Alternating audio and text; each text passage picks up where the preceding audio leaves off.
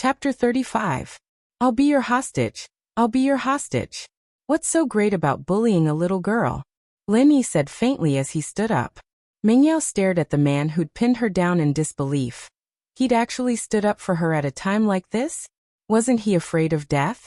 It was true that Mingyao understood that Lin Yi had taken a lot of her father's money, but money was nothing compared to life. No one didn't care about their own lives, and Mingyao wasn't stupid enough to think that Lin Yi was standing up just because he'd taken someone's money. Mingyao felt that Lin Yi wasn't as despicable as before. At the very least, he was a man with an indomitable spirit. Mingyao was certain that Pinliang wouldn't stand up at a time like this. Perhaps he was even more afraid than she was, hiding his head even lower than she was. Hm? Why was she comparing Lin Yi to Pinliang? Mingyao shook the unrealistic thoughts. Now wasn't the time to think about things like that. Fuck. Baldy wasn't expecting someone to cause trouble for him. After all, it was impossible for anyone to hide from a hostage. And yet this guy was still charging in. Was he an idiot? Who the fuck are you? Did I call you? Baldy frowned as he glared at Lin Yi. Stay where you are if you don't want to die. Don't you need a hostage? Who's different? Lin Yi shrugged. Don't worry, I'll cooperate with you. Motherfucker. Baldy was enraged. He thought to himself, why does this kid have to ruin my plans? He couldn't help but feel a surge of anger as he raised his gun and fired at Lin Yi. With Lin Yi's current level of training, Baldy wouldn't be able to hurt him even if he shot him at such a close range. Ever since he started practicing the art of dragon mastery, Lin Yi's reflexes had become abnormally sharp. He only needed to tilt his body slightly to dodge the bullet. But the moment Lin Yi turned, Lin Yi's heart jumped. There was a girl behind him, and Baldy's bullet was coming at him from above. If he dodged, the bullet would hit the girl behind him, and even if the girl didn't die, she'd be heavily injured. Lin Yi clenched his teeth and turned his body around again, facing the bullet. The bullet pierced into Lin Yi's thigh. It wasn't as painful as it should have been, but Lin Yi still frowned. Fortunately, Lin Yi's positioning wasn't bad, and the bullet hit the flesh instead of the leg bone. The crowd screamed involuntarily, and Mingyao and Yushu covered their mouths at the same time. Lin Yi took a bullet. Mingyao and Yushu, on the other hand, saw it all clearly. Lin Yi could have easily dodged the shot, but he didn't want to hurt the girl behind him, so he took the shot. At the thought, Mingyao's gaze on the girl behind Lin Yi grew angrier. Fuck, there's someone who's not afraid of death. Baldy was very surprised. Was this kid crazy? Boss, there are more and more cops outside. One of the robbers ran over and whispered to Baldy. Fuck. Baldy cursed and pointed his gun at Lin Yi's head. Since you're willing to be a hostage, then you'll do it together. Malu, look after this kid. Alright. Malu took out his gun and pointed it at Lin Yi's head. Kid, who told you to act like you're a hero at a time like this? It's not that easy to be a hero. Lin Yi didn't say anything, and he was thinking about whether he should do it here or wait for a while. But here, the robbers were too scattered, and it wasn't convenient for him to make a move. There were too many people here, and it'd be even harder to make a move if there was a big mess. Girl, stand up. Baldy didn't want to let go of Mingyao. He aimed his gun at Mingyao again. She didn't know why, but Mingyao wasn't as scared as before. She stopped Yushu, who was about to stand up with her, with a look, and stood up resolutely. Yushu wanted to stand up with Mingyao, but Mingyao's eyes told her not to go, and go back and think of a way to save them. Naturally, Yushu wouldn't let her emotions get the better of her. Let's go. Baldy pointed the gun at Mingyao's head and said. Lin Yi was a little puzzled. Why did Baldy have his eyes on Mingyao? Could it be because of Mingyao's beauty? Lin Yi could only think of that, because he couldn't think of anything else that would make Baldy interested in Mingyao. Logically speaking, one hostage was enough. When negotiating with the police, it wasn't about how many hostages you had, but whether or not you had a hostage. Even if you had a hostage, the police wouldn't act rashly. Police outside, listen up. Baldy's underling, who had gone to talk to the police, stood at the bank's entrance and continued shouting. Everyone, retreat 100 meters away, and don't send anyone to follow us after we get in the car, or we'll kill the hostages. Outside the bank, Lingshan frowned when she heard the robber's words. Naturally, she didn't want to retreat 100 meters, but when she remembered that there were hostages in the bank, she sighed and said to her underlings, "Retreat." Actually, Lingshan didn't want to surround the bank in public, because it would only put pressure on the robbers and make them do crazy things. If they surrounded the bank and followed them secretly, the robbers might not choose hostages. But Lingshan's suggestion was called heroism by the police, and it made her very depressed. Baldy was very satisfied with the police's actions, and he pointed his gun at Ming Yao's head, while Ma Lu pointed his gun at Lin Yi's head, and they walked out of the bank together. Yao Yao. Faubert, who was standing beside Lingshan, suddenly saw Ming Yao in the robber's hands, and his heart skipped a beat. "Mr. Li, you know the hostage?" Lingshan had a bad feeling about this. "That's Mr. Chu's daughter, Ming Yao." Faubert was very nervous. Mr. Chu was on a business trip, and if something were to happen to the miss at this time, he'd be in deep trouble. What? Lingshan froze, and her heart was even more panicked. Why did the robbers choose Pingzhan's daughter as a hostage? The more you feared, the more it happened. Lingshan could only use the walkie-talkie to report the current situation to the director. "Director, one of the hostages is Pengzhan's daughter, Ming Yao." Chapter 36. Chapter 36, infuriating car plate, but the snipers here are ready, 90% sure that they'll be able to kill the robbers. Lingshan argued. "You said it yourself, 90%. What about 10%? What if they hurt Miss Chu? You and I won't be able to walk away unscathed." The director scolded. "I told you, don't do anything rash. Fulfill the robbers' conditions first, and then we'll decide what to do. Got it?" Lingshan was quite troubled. She'd wanted to let her men take the risk and use the snipers to kill the robbers, but she didn't dare give risky orders like that. The director wasn't on her side anymore. What else could she do? Baldy was very proud of the police's indifference. He quickly took his men to the black modern business car on the side of the road, then started the car and drove away. The robbers had 2 hostages, and so Lingshan didn't dare make any rash moves. She could only watch as the robbers got into a black MPV and drove off. "Miss?" Faubert was panicking as he watched the car leave. He'd called Mr. Chu earlier, but he couldn't get through. Now that the robbers had Ming Yao as a hostage, Faubert was starting to panic. "Mr. Li, the police will take care of this, don't worry," Lingshan said to Faubert before taking out her walkie-talkie. "Attention all squads, attention all squads. The robber's car plate is a 74,110 MPV, and it's already left the bank. If you see it, be prepared to follow it. 74110. After giving the order, Lingshan mumbled the car number. This robber really didn't care about her at all, getting a 74,110 plate number. With that thought, Lingshan took out her walkie-talkie and keyed in a number. "Traffic police? I'm Lingshan from the criminal police. Help me look up a car plate. Songa 74110. HM? What? A Buick? Isn't it a MPV? Is that right? Alright, it's fine then. That damned fake license plate. It actually had such an arrogant license plate number. This was obviously putting on a show for him. This was a blatant provocation." Lingshan was about to explode from anger, but she really did get the license plate number. Baldy ordered his men to tie up Meng Yao and Lin Yi's hands as soon as he got in the car. He looked at Lin Yi proudly. "I say, you idiot, what does this have to do with you? Why are you joining in the fun? The person we're looking for is the Chu first miss, yet you insist on acting like a hero.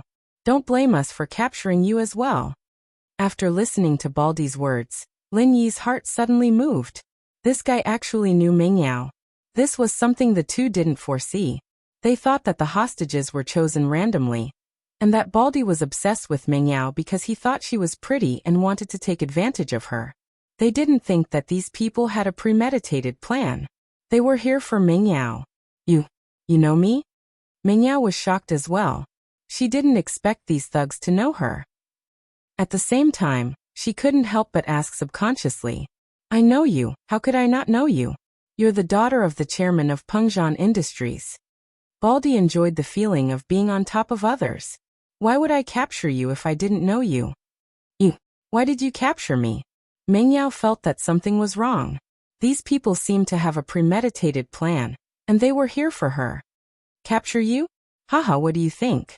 Baldy opened his big mouth, revealing a mouthful of yellow teeth. Tell me, what do you have that's worth capturing? Meng Yao was startled.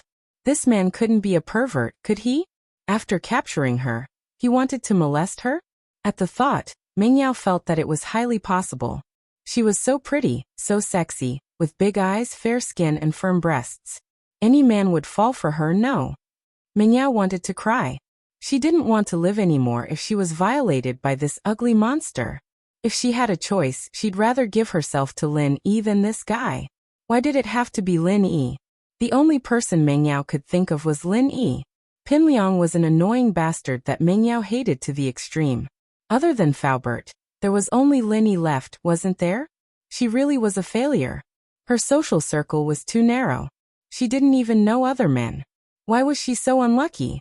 Meng Yao sighed as she tried her best to think of a way to deal with this. Baldy saw Meng Yao's face turn red and white, and he guessed that she was thinking dirty.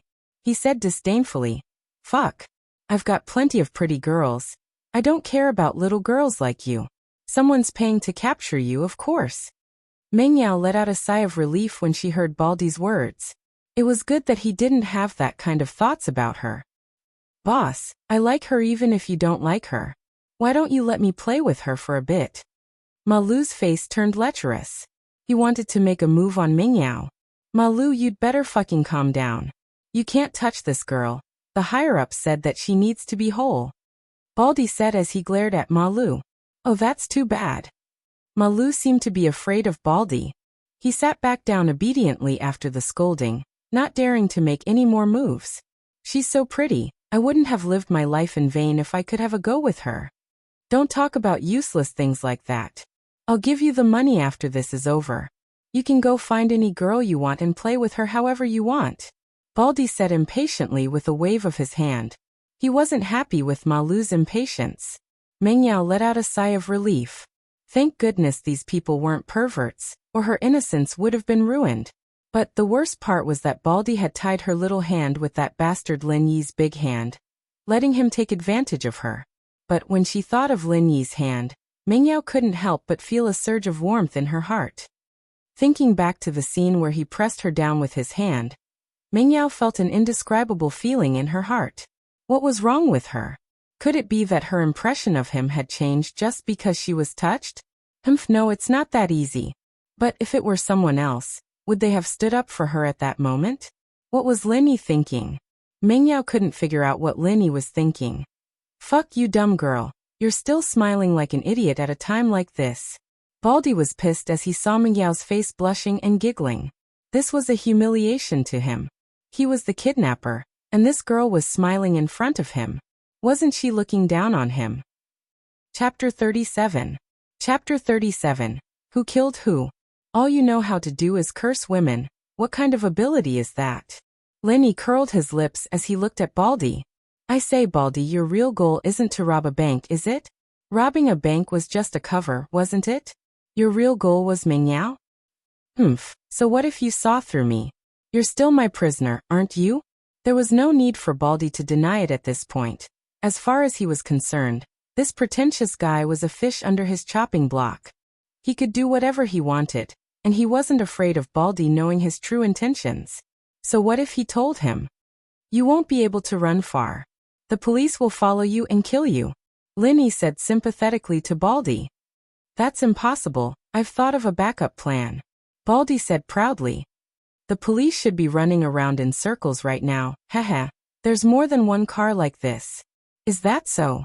Lin Yi was a little impressed with Baldy's intellect. He wasn't an idiot, but it didn't matter. The stupidest thing he'd ever done was let Lin Yi get in the car, and that meant that his mission was doomed to fail. At the same time, Lingshan held the walkie-talkie nervously, trying to keep in touch with the other teams. "Captain Song, I'm Lu Wongli from Team 1. We've spotted a modern van with the license plate A74110, awaiting instructions." Lu Wongli's voice came from the walkie-talkie. "Follow them, but be careful. Don't let them see you," Lingshan ordered. "Yes." Lu Wongli ordered the driver to start the car. Lingshan let out a breath of relief. No matter how smart you guys are, you didn't expect me to have people following you at every intersection, did you?" Let's see where you can run now. Lingshan was still feeling smug when another report came from the walkie-talkie. Captain Song, I'm the captain of Team 2, Zhang Xiaohang. We've spotted a modern van with the license plate A74110, awaiting instructions. This time, it was Zhang Xiaohang from Team 2. What? Lingshan blinked. Where did you see it? Central Ring Road, awaiting instructions. Zhang Xiaohang said. Central Road? That's not right. Didn't we see Lu Wangli from 1st Squadron on Weimin Road? Lingshan said, confused. How did the kidnappers know how to drive? Did he turn around and go back?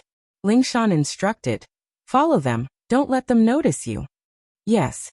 Zhang Xiaohang executed Lingshan's order. Captain Song? I'm Sun Jiaxia from 3rd Platoon. We've spotted the Song A74110 Hyundai van. Please give us instructions. Sun Jiaxia's voice came from the walkie-talkie again. You guys saw it too? Lingshan felt a headache coming on. Her sharp senses told her that she'd been tricked. They'd sent out more than 174,110 car this time. And this was exactly what they wanted. Lingshan was pissed to death. She'd been tricked by these kidnappers. Lingshan wasn't happy at all. If only Captain Yang was here, he'd be able to see through the kidnappers' ploy. She'd fallen for it just like that. How embarrassing. Lingshan didn't wait for him to finish before asking.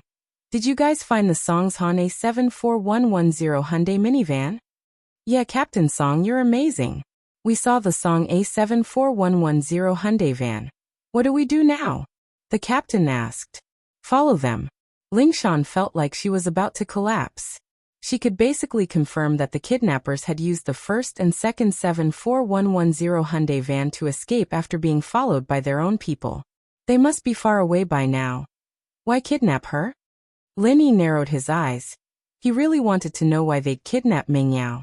If it was just money, then the bank robbery this time had more than 1,000,000 kuai. Were they planning to extort money from Pingzhan? One had to know that this was a very dangerous thing. There was a high chance that they'd be caught by the police instead. Why? Good question. Baldy curled his lips and pointed at the bags of money on the floor. It's simple. I did it for money. For money? Linny frowned. Kidnap? To blackmail Mingyao's father? And make him pay the ransom? You don't need to know that, Baldy said, annoyed that Linny was asking too many questions. It's fine if you tell me. At least you should know when you die, right? Linny looked very curious, so innocent that it was hard to reject him. Baldy looked at Linny, thinking that there was no harm in telling this kid. He'd kill him sooner or later. So he said, someone gave us money to kidnap this girl. What do you do after the kidnapping? Linny asked. Not yet, we're waiting for the call, Baldy said. Then who asked you to kidnap her? Linny continued asking. I don't know, Tsihua Bro introduced us, Baldy said. Who's Tsihua Bro? Linny asked again. Fuck. Why do you have so many questions? Motherfucker, if you keep asking, I'll kill you. Baldy was getting impatient from Linny's questions. Oh okay, then don't move or I'll kill you.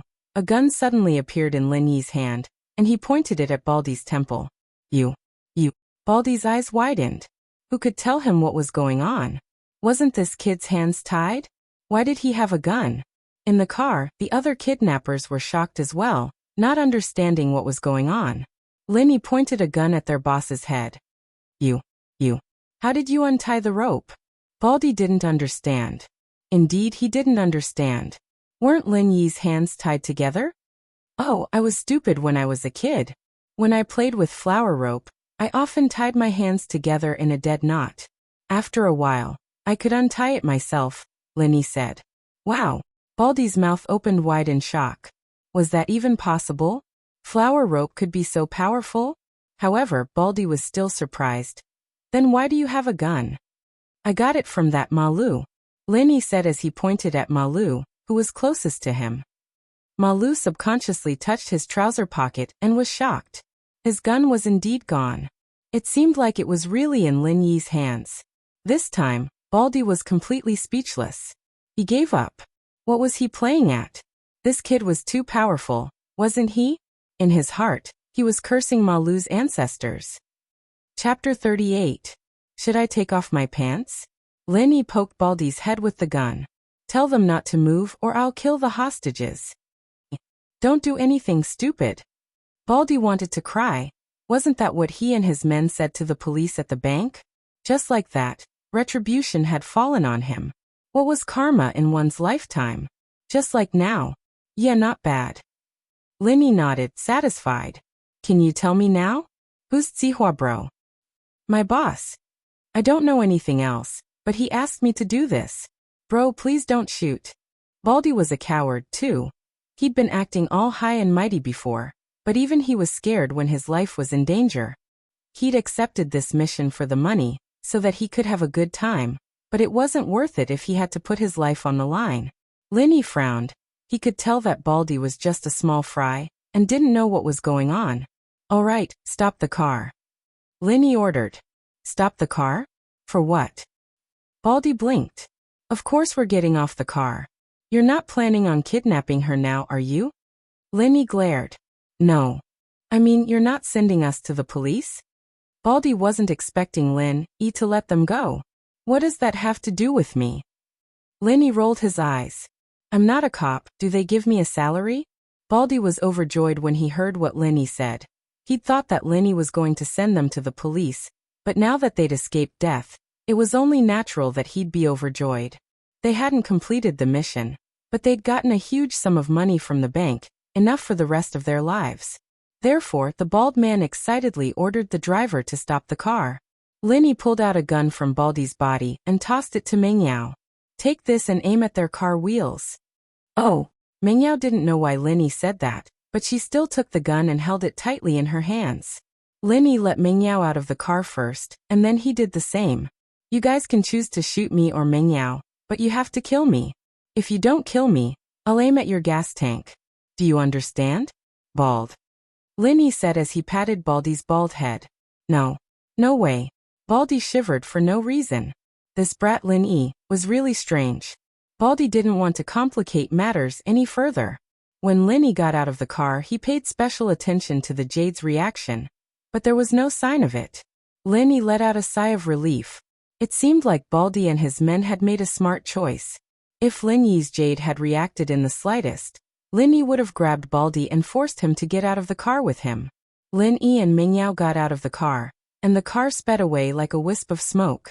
It was just as Lin-E had predicted. The Baldy didn't do anything untoward. What are you looking at me for? Call Faubert and ask him to come get us. Lenny said, amused and angry at the same time as he looked at Mengyao, who was staring at him blankly. Oh, Mengyao couldn't believe it. Just like that? But looking at the van driving away, it did seem like it was the case. But what was Lenny doing? Using a commanding tone to talk to her?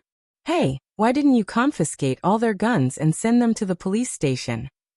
Mengyao was still holding a grudge against Lin-Ye's last sentence. What did he mean by he wasn't a cop and the police station didn't pay him? Couldn't he do something good? That car was full of cowards, threatening their boss with a gun. They wouldn't dare to act recklessly, but once their guns were confiscated, they'd know that they were done for. They'd make a last stand. Lenny said, but you had their boss as a hostage? Mengyao didn't understand. You're done for. Why would you care about your boss? Please, don't be so naive, okay? Lenny said helplessly. It was pure luck that we were able to get out of danger this time. Hey, who the hell did you piss off? These people were obviously coming for you. Stop being so cocky. Mengyao wasn't happy with Lin-Ye's attitude. You're my follower, okay? Is this how you talk to your master? Lin-Ye was speechless. This woman was really unreasonable. Yushu sat in Faubert's car, wiping away her tears. Who knew what would happen to Mengyao and Lin-Ye after they were captured? If they were lucky, they'd be released, but if they weren't, Yushu didn't dare to think about it. Faubert, on the other hand, had a worried expression on his face. He couldn't reach Pengzhan at this critical moment, and it made him very anxious. Suddenly the phone rang.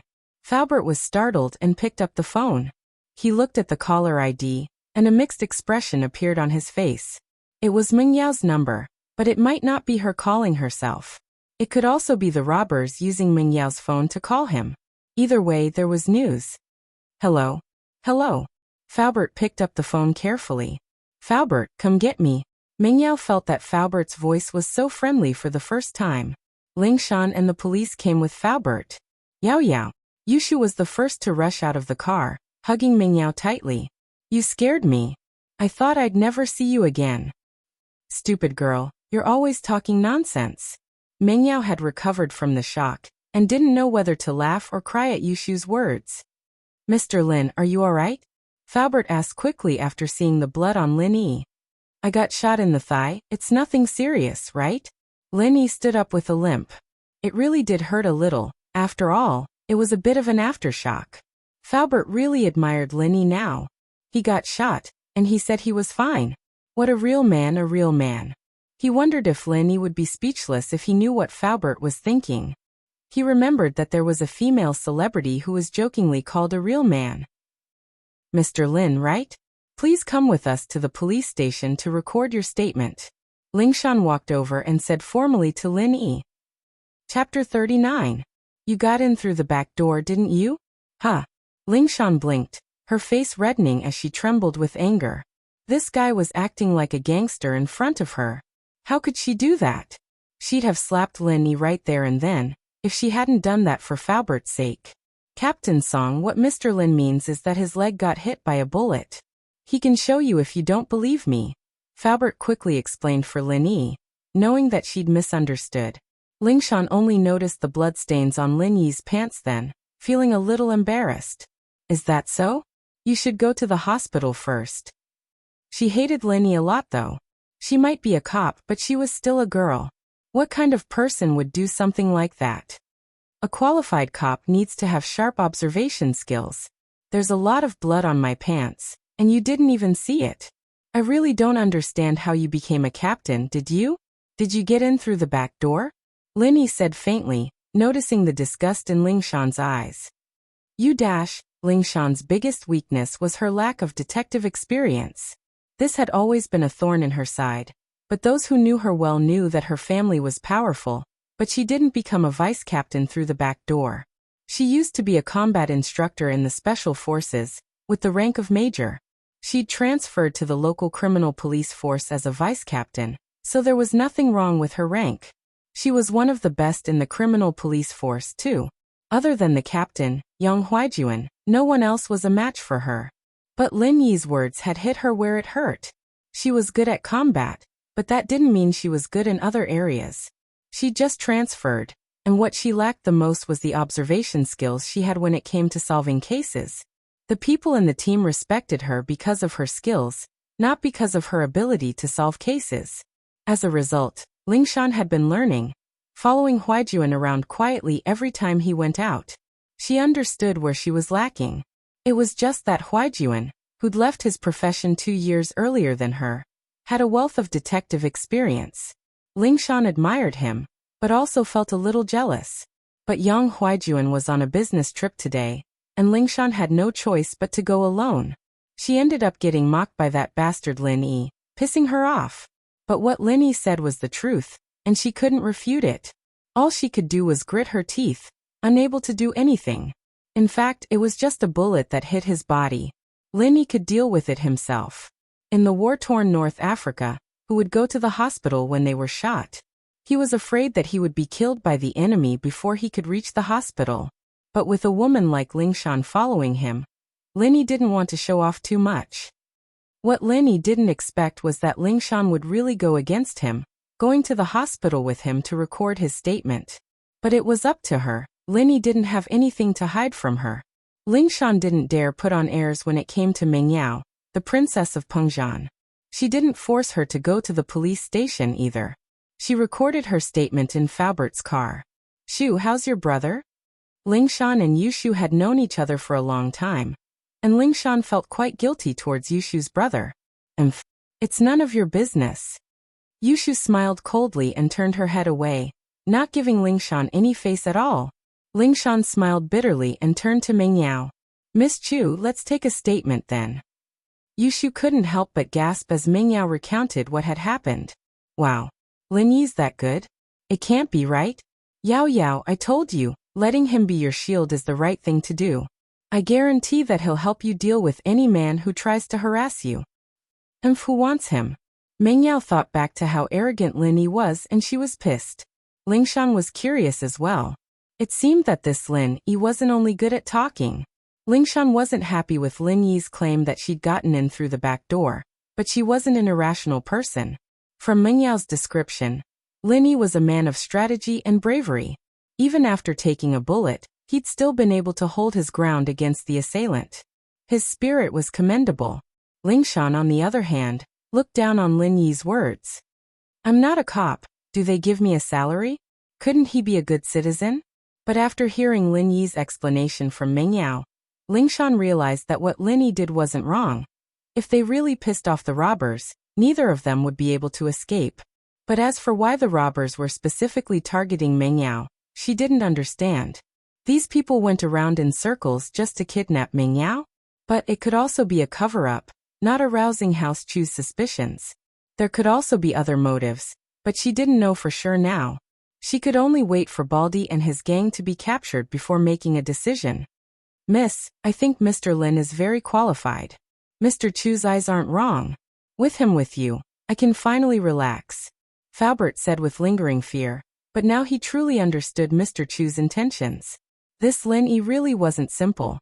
Meng Yao's lips moved, wanting to refute Faubert's words, but for some reason, the scene in the bank where Lin Yi stood up for her kept replaying in her mind. Because of Ling Shan's presence, the hospital didn't ask too many questions about Lin Yi's gunshot wound. The hospital didn't need to take any responsibility for treating a gunshot wound under the name of the police. Lin Yi was pushed into the surgery room, and the main surgeon said to the nurse, "Prepare the anesthetic, I'm going to take out the bullet." No need. Lin Yi wasn't interested in anesthetics and other Western medicine. He didn't like using them. Once or twice wasn't a big deal, but if he used it too much it would bring side effects to his body. The main surgeon paused. The people who brought him here didn't look like poor people, did they? It was impossible that they couldn't afford anesthetics, right? If he didn't use anesthetics, it would be very painful. The nerves at the base of the thigh were very dense, and although it was a simple surgery, the pain was much more painful than most major surgeries. Chapter 40. A plan comes to mind, it's fine, Lin Yi said with a relaxed smile. I don't like anesthetics. There'll be side effects. The surgeon was taken aback for a moment, but he nodded. Since Lin Yi insisted, he had no choice but to do as he was told. The surgery wasn't life-threatening, so he wasn't going to force the issue. Young man, you'll have to endure it. The surgeon ordered the nurses to get ready for the surgery. Lin Yi wasn't afraid of pain, but that didn't mean he didn't feel pain. Still, Lin Yi could endure this level of pain. Back then, when he fell from the top of the West Star Mountain, it was much more painful than this.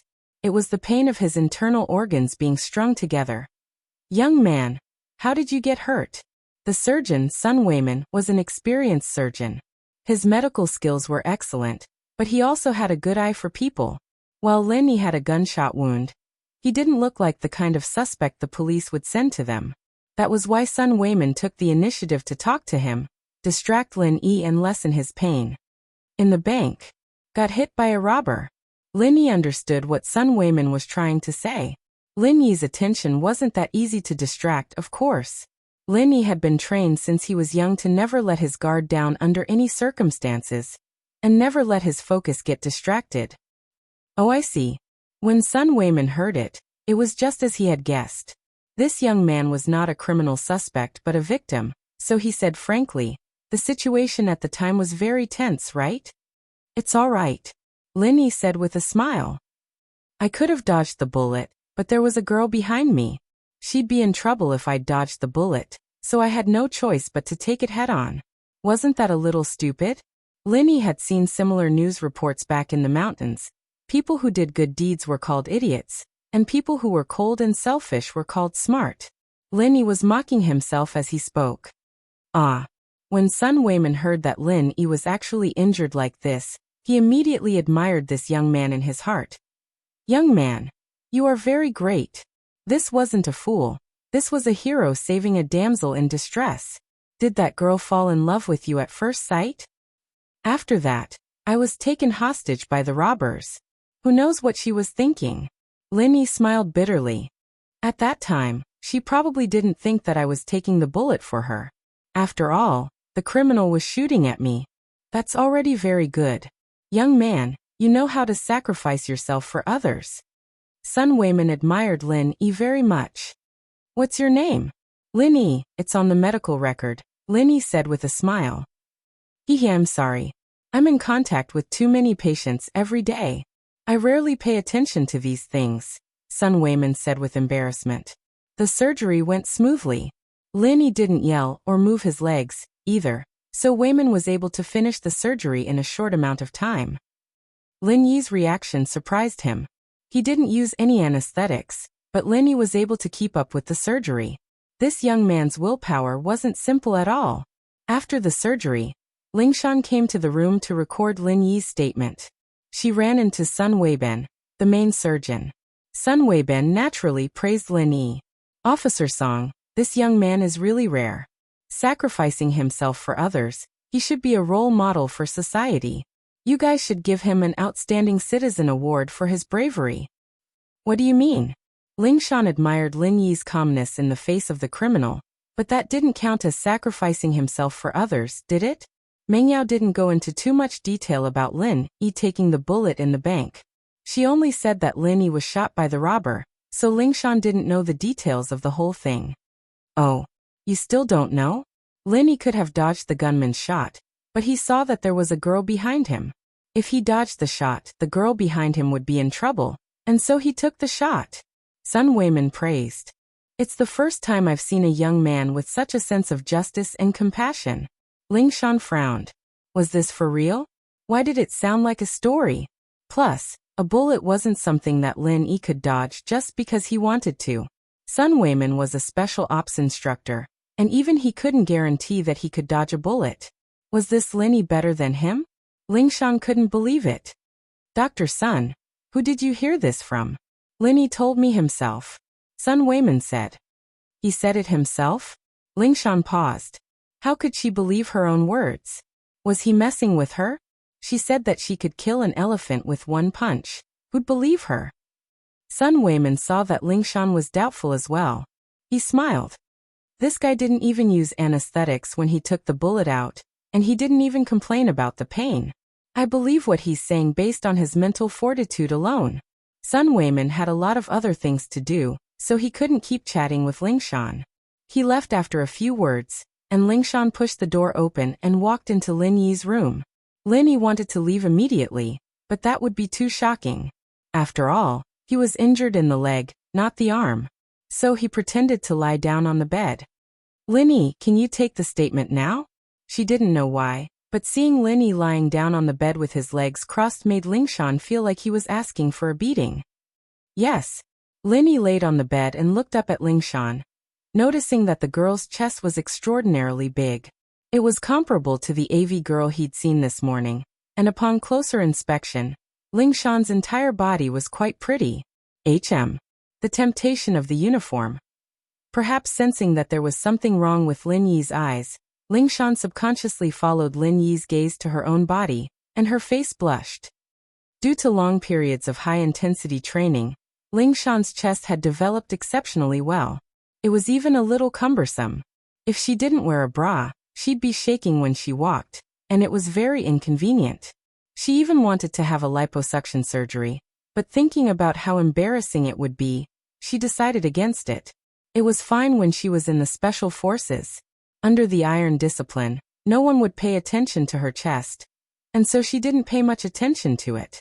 But after joining the workforce, she often had to wear plain clothes to carry out missions, and she often went to places with crooks and honest people. It made her feel uncomfortable, and there were always men looking at her with perverted eyes. She really wanted to kick them to death. But what she didn't expect was that she was wearing a uniform, and this Lin Yi still dared to stare at her like that. This was unforgivable. Lingshan humphed coldly and sat on the chair beside Lin Yi's bed, thinking about how to give this guy a small punishment. Chapter 41. The legendary. Lingshan smiled mischievously. Lin Yi, where are you hurt? Left leg, at the base of the thigh. Lin Yi answered honestly, thinking that this was the content of the statement. Oh, let me see if it's here. Lingshan pursed her lips as she moved her hand towards Lin Yi's left thigh. It looked like she was inspecting, but she was actually using a lot of strength. Lingshan's face was flushed red with excitement, as if she could see Lin Yi crying and howling at the top of his lungs. That's what you get for making fun of me. That's what you get for looking at me like a pervert. I'll let you have a taste of my power today. Lin Yi took in a cold breath, a weird expression on his face. Was there something wrong with this girl? Was this how she checks someone else's injury? Why was she using so much strength? It was fortunate that he had high endurance, otherwise he'd have screamed out already. Lingshan was a little disappointed that Lin Yi didn't scream like she'd expected. Could it be that she wasn't using enough strength because she was being nice? And so Lingshan increased the strength in her hand once more. Hiss. Oh. Lin Yi couldn't hold it in any longer and let out a low growl. What the fuck? Was this for real? Lin Yi was just about to yell at Lingshan when a cry came from the door. Pho. Yao Yao, what are they doing? Yushu asked Ming Yao, her face red. Shu, we can't watch anymore. It's not pure anymore. Ming Yao's face was red as well. They're doing something really evil. Oh. Yushu, naturally, wasn't dumb enough to not understand what was going on. Lingshan sis is so hot, doing something like that in the hospital. Could this be the legendary hitting planes? Lingshan's back was facing the door, and her right hand was rubbing up and down Lin Yi's thigh. Lin Yi looked like he was about to die, and it was inevitable that people would misunderstand. From the back, they couldn't see where Lingshan's hand was, so it was easy to think that she was helping Lin Yi hit the plane. Lingshan didn't know what they were talking about at first, but Yushu's words about the legendary hitting planes made her shiver. Looking at the expression on Lin Yi's face, it was hard not to misunderstand. Lingshan's face went feverish, and she was just about to explain when a cough sounded. It turned out that Faubert had come to Lin Yi's room with Ming Yao and Yushu. Seeing the situation, Faubert couldn't help but cough dryly. Officer Song, Mr. Lin hasn't fully recovered yet, and it's a public place in the hospital. It's not very suitable for him to do other things. I didn't. Lingshan really didn't know how to explain things to Faubert. Forget it, hurry up and tidy yourself. We'll come in later. Faubert shook his head as he pulled Ming Yao and Yushu out of the room. He thought to himself, am I getting old? Was she unable to keep up with the times? She really didn't know that the Officer Song she'd met before was such a conservative person. Why was he so open today? Could it be that he had fallen in love with Lin Yi? Yao Yao, that Lingshan's trying to steal food from the tiger's mouth. Yushu raised her fist angrily after leaving the room. What do you mean by stealing food from the tiger's mouth? Ming Yao's face was very red. Her heart was beating very fast just thinking about what she'd seen. Lin Yi's your shield. What's wrong with her stealing it? Yushu said hatefully. Yao Yao, you can't let her get what she wants. What does that have to do with me? Ming Yao humphed. She felt that this Lin Yi wasn't a good person. Her impression of him had changed a little, but now her image of him fell to the ground once more. Doing something this dirty in the hospital was unforgivable. How unexpected, that famous cold beauty Lingshan would actually do something like this. She really can change any kind of woman when she's in love. Yushu was very pissed off. She wouldn't be this angry if it were someone else, but it just had to be Lingshan. Yushu and Lingshan grew up in the same compound, and because both of them were very pretty, they were the center of attention in the compound since they were young. It was just that Lingshan was a little older than Yushu, and had developed a little earlier, so she received more attention from the boys. Yushu, on the other hand, was more like a little sister compared to her. The boys in the compound took care of Yushu like a little sister, not the love they had for Lingshan. Although Yushu didn't care for their love, this kind of feeling made her very unhappy. This was the first reason, and the second reason was also the reason why Yushu hated Lingshan the most. Her brother was also one of Lingshan's admirers, and Yushu could never forget the disappointment her brother felt when Lingshan rejected him. Lingshan said that she wouldn't find a man weaker than her. And this was also the reason why Yushu's brother, Chen Yeming, joined the army. Shu, why are you so angry? Do you like that Lin Yi kid? Ming Yao finally sensed something and asked Yushu curiously. Me? Of course not. There's no way I'd like him. Yushu found it hilarious herself. It was a ridiculous thing to say. If you don't like him, then don't talk about him in the future. It bothers me. Meng Yao didn't know what was bothering her. Was it because she ate Lin Yi's saliva? Saw Lin Yi's dick? Got touched by Lin Yi? It seemed like all of this was so far away, and it wasn't that important anymore. Today in the bank, in that instant, a pair of large hands pressed him down. Compared to this, the previous events were nothing. But Meng Yao's heart was blocked, and she felt very uncomfortable. In the sick room, Lingshan's face was red. She was done for, especially if that Yushu girl saw this. She wouldn't be able to go back to the compound anymore. She wouldn't have the face to go back. After hearing what that girl said, she would be even worse. Perhaps she was no different from a slut. Lingshan really wanted to shoot the culprit in the head when she saw that innocent face on the bed. It was all this guy's fault. What the hell was he doing? At the thought, Lingshan couldn't help but say hatefully, "Lin Yi, what are you trying to do? How am I supposed to face people in the future if you scream like that?" "I say, miss, people always say that boobs have no brains. I didn't believe it at first, but today I finally see what it means," Lin Yi said with a cold smile. Chapter 42. Twice a day. Don't think I'll give in just because you've got a pair of boobs dangling in front of my eyes. I'd rather go home and watch porn. Lin Yi curled his lips. First, you're the one who's pressing on my wounds. Would I be able to scream if you didn't? Don't be a thief calling a thief. Second, use your brain. Why can't you see people just because you're a girl? Everyone is equal in front of the law, so you're not equal because you're a girl? How am I supposed to see people if you can't see them? Lingshan was taken aback. She didn't expect Lin Yi to have so many excuses. She wanted to say that girls and boys weren't the same. But Lin Yi's everyone is equal shut her mouth. She was a lawyer, after all. Wouldn't she be shooting herself in the foot if she said she wasn't equal? Lingshan pointed her finger at Lin Yi for a long while before putting her finger down. What was wrong with her today? Lingshan took a deep breath. Was this still the same person she used to be? She was usually calm and collected, never getting angry over anything. But today, she'd lost her composure time and time again in front of Lin Yi. It was all Lin Yi's fault, always exposing her shortcomings. She wouldn't have gotten so angry otherwise. Lingshan's head cleared up quite a bit at the thought. Indeed, Lin Yi was right. He wouldn't have screamed if she hadn't wanted to touch his wounds. He wouldn't have screamed, and she wouldn't have touched his wounds. Naturally, there wouldn't be any misunderstandings. Everything that had happened today could be said to be her own fault, and it wasn't Lin Yi's fault at all. As pissed as she was, she still lowered her head. I've lost my composure. Can we take a statement now? All right. Lin Yi wasn't expecting the song girl to change into a different person all of a sudden. What's your name? Lingshan was back to her usual cold self, as if the angry girl wasn't her at all. Lin Yi. Lin Yi said cooperatively.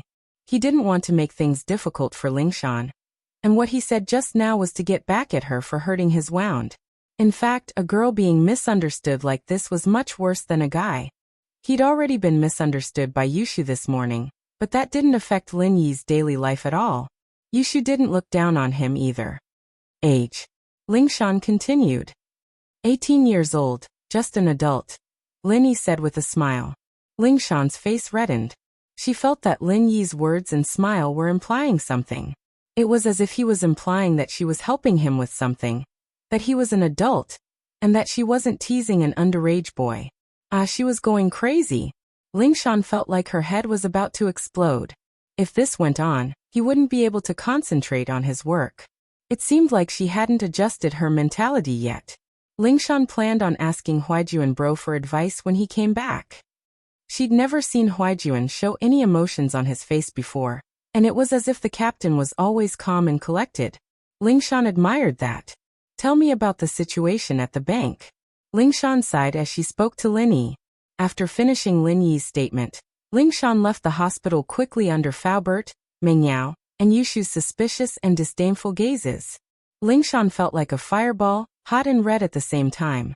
Mr. Lin, are you all right? Faubert was a little surprised to see Lin Yi able to get up just like that. This gunshot wound would take at least a couple of days, right? I'm fine. Lin Yi shook his head. Wow. Twice a day. Yushu whispered with a mischievous smile as she walked past Lin Yi. Ah. Lin Yi paused before realizing what Yushu was talking about. He didn't know whether to laugh or cry. Twice a day? Both times were just misunderstandings. Meng Yao, on the other hand, didn't say anything. She only looked at Lin Yi coldly before pulling Yushu out of the room. That's just how Yao Yao is, please don't mind her, Mr. Lin. Faubert patted Lin Yi's shoulder after Meng Yao and Yushu left. It's all thanks to you today.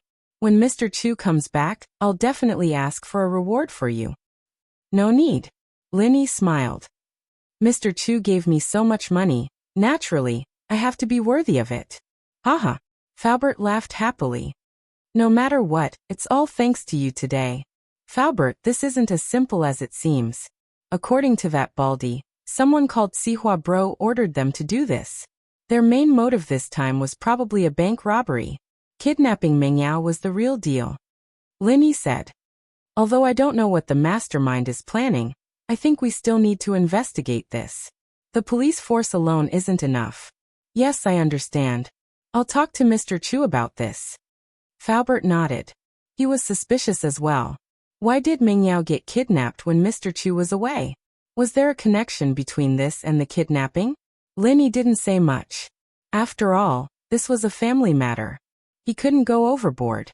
In the parking lot of the hospital, Lin Yi saw Lingshan driving a police car. Lin Yi smiled at her, but Lingshan glared at him. She didn't stop the car, but stepped on the gas instead.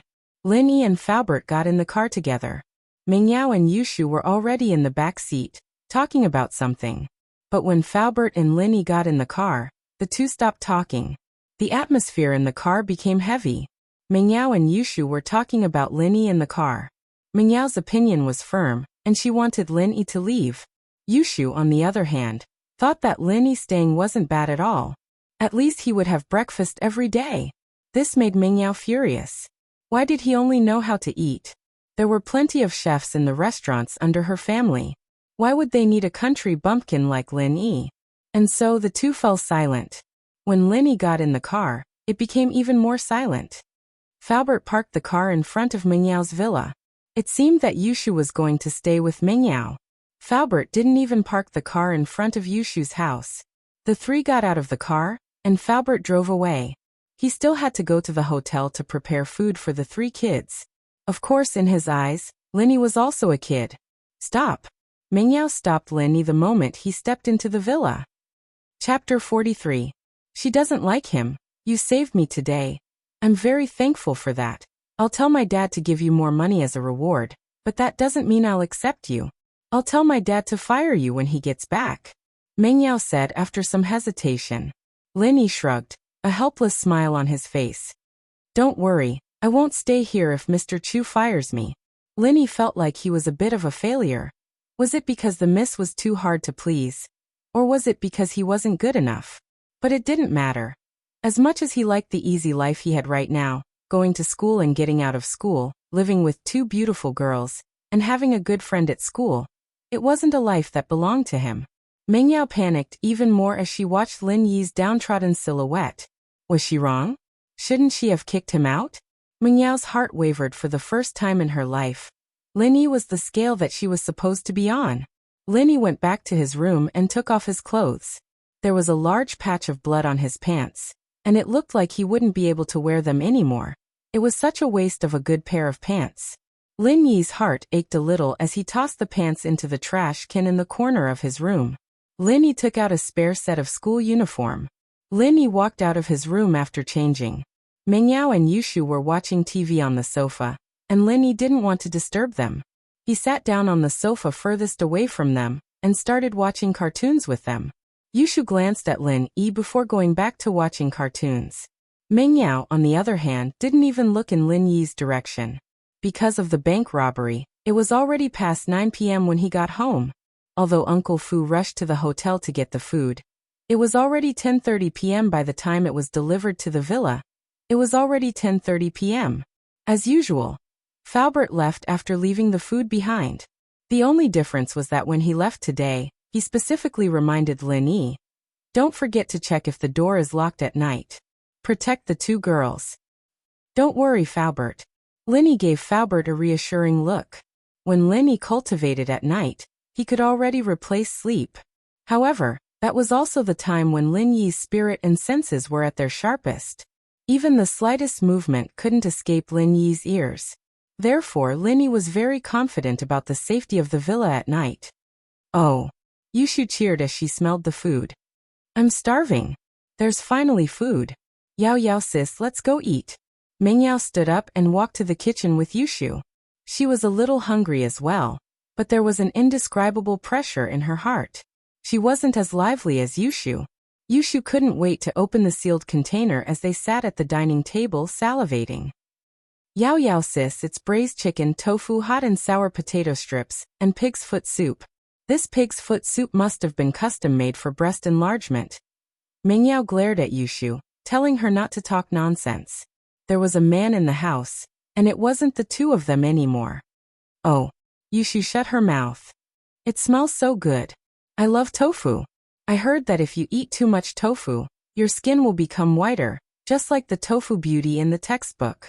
Mengyao picked up her chopsticks and put them down again, glancing at Lin Yi on the sofa. He was still watching TV. She didn't know why, but that lonely figure made Mengyao feel very uncomfortable. He was fighting to eat with her yesterday, but he wasn't here today. It must have been because she ate his saliva yesterday. Call your shield bro over for dinner. Mengyao said to Yushu after some hesitation. That's your shield bro, alright? I don't need a shield. Yushu said with a smile as she looked at Mengyao, trying to figure out what was going on. Why'd you call him over for dinner? Let's just ignore him then, Mengyao said coldly, feeling a little nervous under Yushu's pressure. Oh, I'll go get him then. Yushu smiled and stood up, calling out to Lin Yi in the living room. Shield bro, it's dinner time. You guys eat first, I'll eat after you guys are done. Mengyao doesn't like me. Lin Yi said gratefully as he looked at Yushu. This girl was really nice to him after all. He didn't make her noodles for nothing. Mengyao's hand shook when she heard Lin Yi's words. And a piece of braised chicken fell onto the table. Mengyao wanted to cry. She was the one who asked Lin Yi to come over for dinner, and this guy was treating Yushu like a kind-hearted person. He even said that she didn't like him. What a waste of my good intentions. Yao Yao said. Yushu was about to say something when Mengyao pulled her back. Ignore him, let him starve to death. Mengyao said hatefully. She hated him to death. Ah. But Yao Yao, didn't you say you wanted him to eat with us? Why are you ignoring him now? Yushu looked at Mengyao strangely. I changed my mind. Mengyao humphed and hesitated. Shoo, if you like him, then call him over. Me? But he said that you don't like him. Yushu said innocently. Mengyao wanted to say that she didn't like him, didn't she? But if she said it out loud, wouldn't that make it sound like she liked him? Mengyao's lips twitched, but she didn't say anything in the end. Let's eat. Sometime later, if she could go back in time, Mengyao would have stood up and yelled at him without hesitation. I like you. Come and eat with me. Mengyao didn't hesitate at all when she heard those words from him. But time couldn't be turned back, and it was destined that in the future, Mengyao would spend many sleepless nights hugging the blanket that was soaked in tears. Mengyao made her wish the moment the meteor streaked across the night sky. But, was it really going to work? Looking at the starry sky, Mengyao realized that she didn't know when it started, but the distance between them was getting farther and farther. Although it seemed to be within reach, there was an insurmountable ravine between the two of them, and this ravine was dug out by her own hands. Chapter 44. Let me tell you a secret. After the two girls finished eating, they went upstairs. It was already very late, about 11 o'clock. They still had to go to school tomorrow, so they should rest early at this time. Linny stood up and walked to the dining table, a beautiful smile on his face. He didn't hear what Yushu and Mengyao were talking about, but he saw everything that happened after Yushu told him to eat and sat down at the dining table. The two girls spoke very softly, but they didn't expect Lin Yi to be able to read lips. Lin Yi heard every single word Mengyao said. So the miss was a girl with a sharp tongue, but a soft heart. Lin Yi smiled faintly as he started cleaning up the leftovers. It wasn't really leftovers, since the two girls didn't have big appetites. They wouldn't be able to finish 4 big boxes of food no matter how hungry they were. They only took a few bites of the braised chicken, evidently afraid of getting fat. In fact, being able to eat Mengyao and Yushu's leftovers was a great blessing to the boys. Pinliang, for example, wouldn't get sick of it even if he had to eat it every day. Linny was famished, and he let out a satisfied burp after finishing everything on the table. Footsteps came from behind him, but Linny didn't turn around. He could tell from the footsteps that it was Yushu. The two's footsteps were slightly different, but Linny could tell them apart. Wow. Shield bro, are you a pig? You can eat so much. As expected, it was Yushu. She was a little thirsty, so she went down to grab a drink when she saw the empty lunchboxes on the table. She jumped in fright. Haha. Linny smiled. It's all right, but you two sure are wasteful, leaving so much food every day. We have you now, don't we? Yushu said disapprovingly. Evidently, it wasn't easy for them to understand the feeling of, who knows how hard it is to eat in a big family like this? Linny didn't say anything. He understood the difference in their environment, and there was no point in explaining things like that. Yushu and Mengyao wouldn't understand anyway. Right, Shield bro, let me tell you a little secret. Yushu said mysteriously to Lin Yi as she took out a bottle of black tea from the fridge. What secret? Lin Yi blinked as he looked at Yushu. Sister Yaoyao said she didn't say she doesn't like you. You can eat with us next time. Yushu whispered. I see. I understand. Lin Yi nodded. Thank you. But next time, I'll wait for you guys to finish eating. Why? Yushu asked. I'm afraid it won't be enough for you guys. Lin Yi smiled as he pointed at the empty lunchboxes on the table. Ha! Yushu said with a smile. I'm going upstairs, you rest early too. With that, she made a goodbye gesture and ran up the stairs. Lin Yi shook his head as he watched Yushu's figure disappear. This girl gave him a feeling that he couldn't see through. She looked cute, but she was actually very shrewd. Because of his leg injury, Lin Yi didn't take a shower. He wiped his body with a wet towel and went to bed. He didn't expect to get injured here. Lin Yi didn't bring the herbs from his hometown, and he couldn't heal the injury as fast as possible. Closing his eyes, Lin Yi started practicing the art of dragon mastery.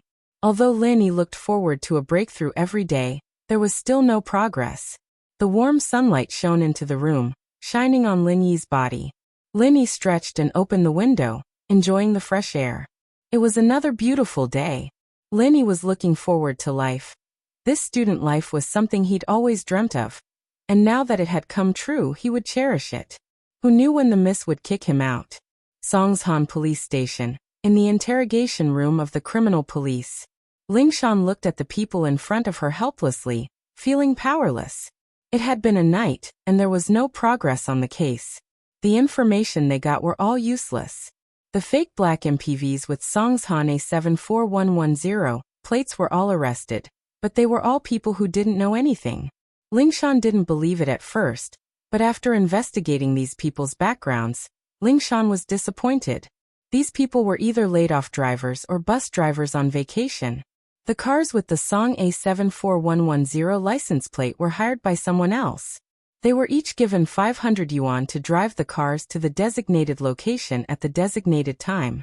These people didn't even get to the designated location before they were caught by the police. At first, they thought that it was the traffic police who caught them because their cars didn't have legal documents, but they accepted the job because of the 500 kwai.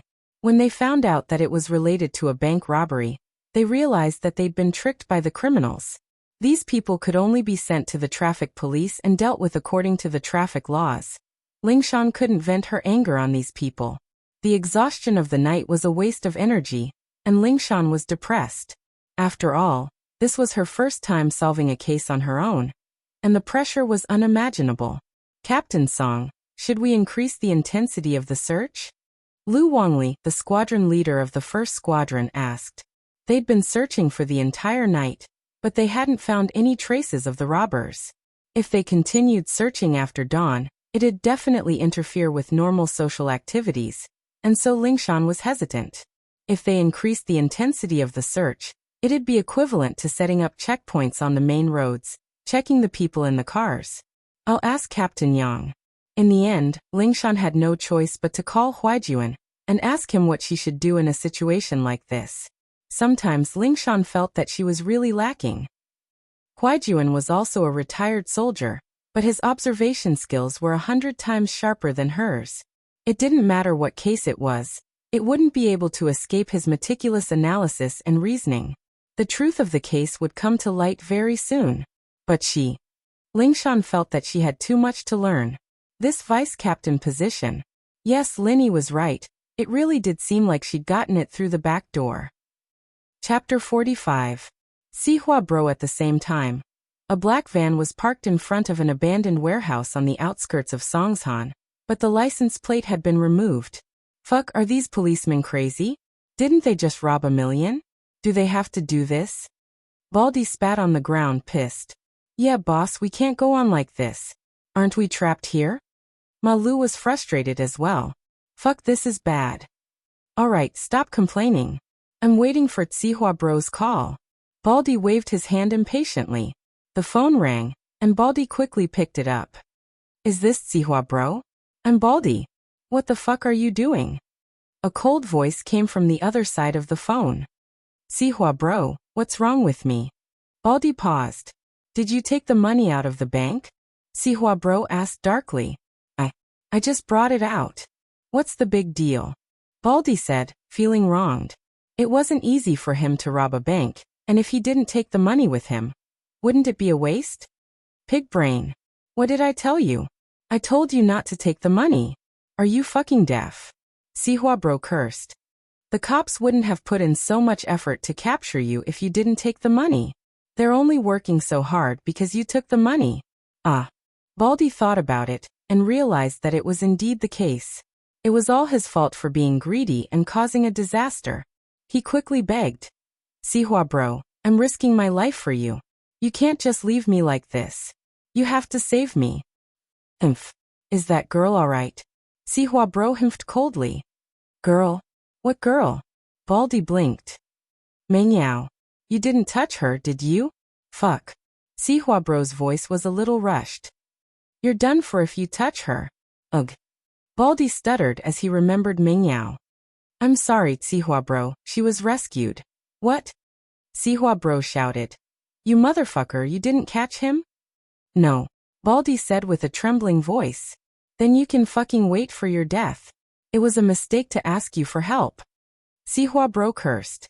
You're a fucking piece of shit. You deserve to be arrested by the police. With that, Sihua Bro hung up. Sihua Bro, Sihua Bro. Baldy panicked and started begging. Sihua Bro, can you leave me alone? I'm your man.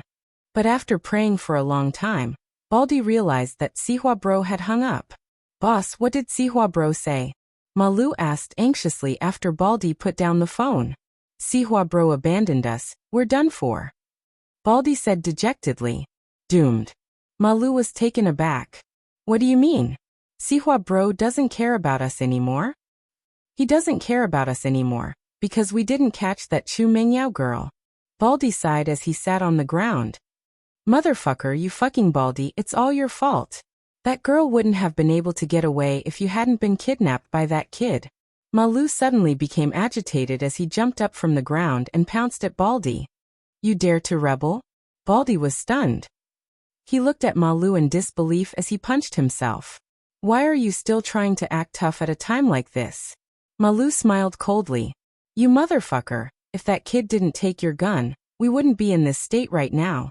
Baldy said as he started fighting with Malu. Bang. Bang. 2 gunshots rang out, and Baldy and Malu fell into a pool of blood.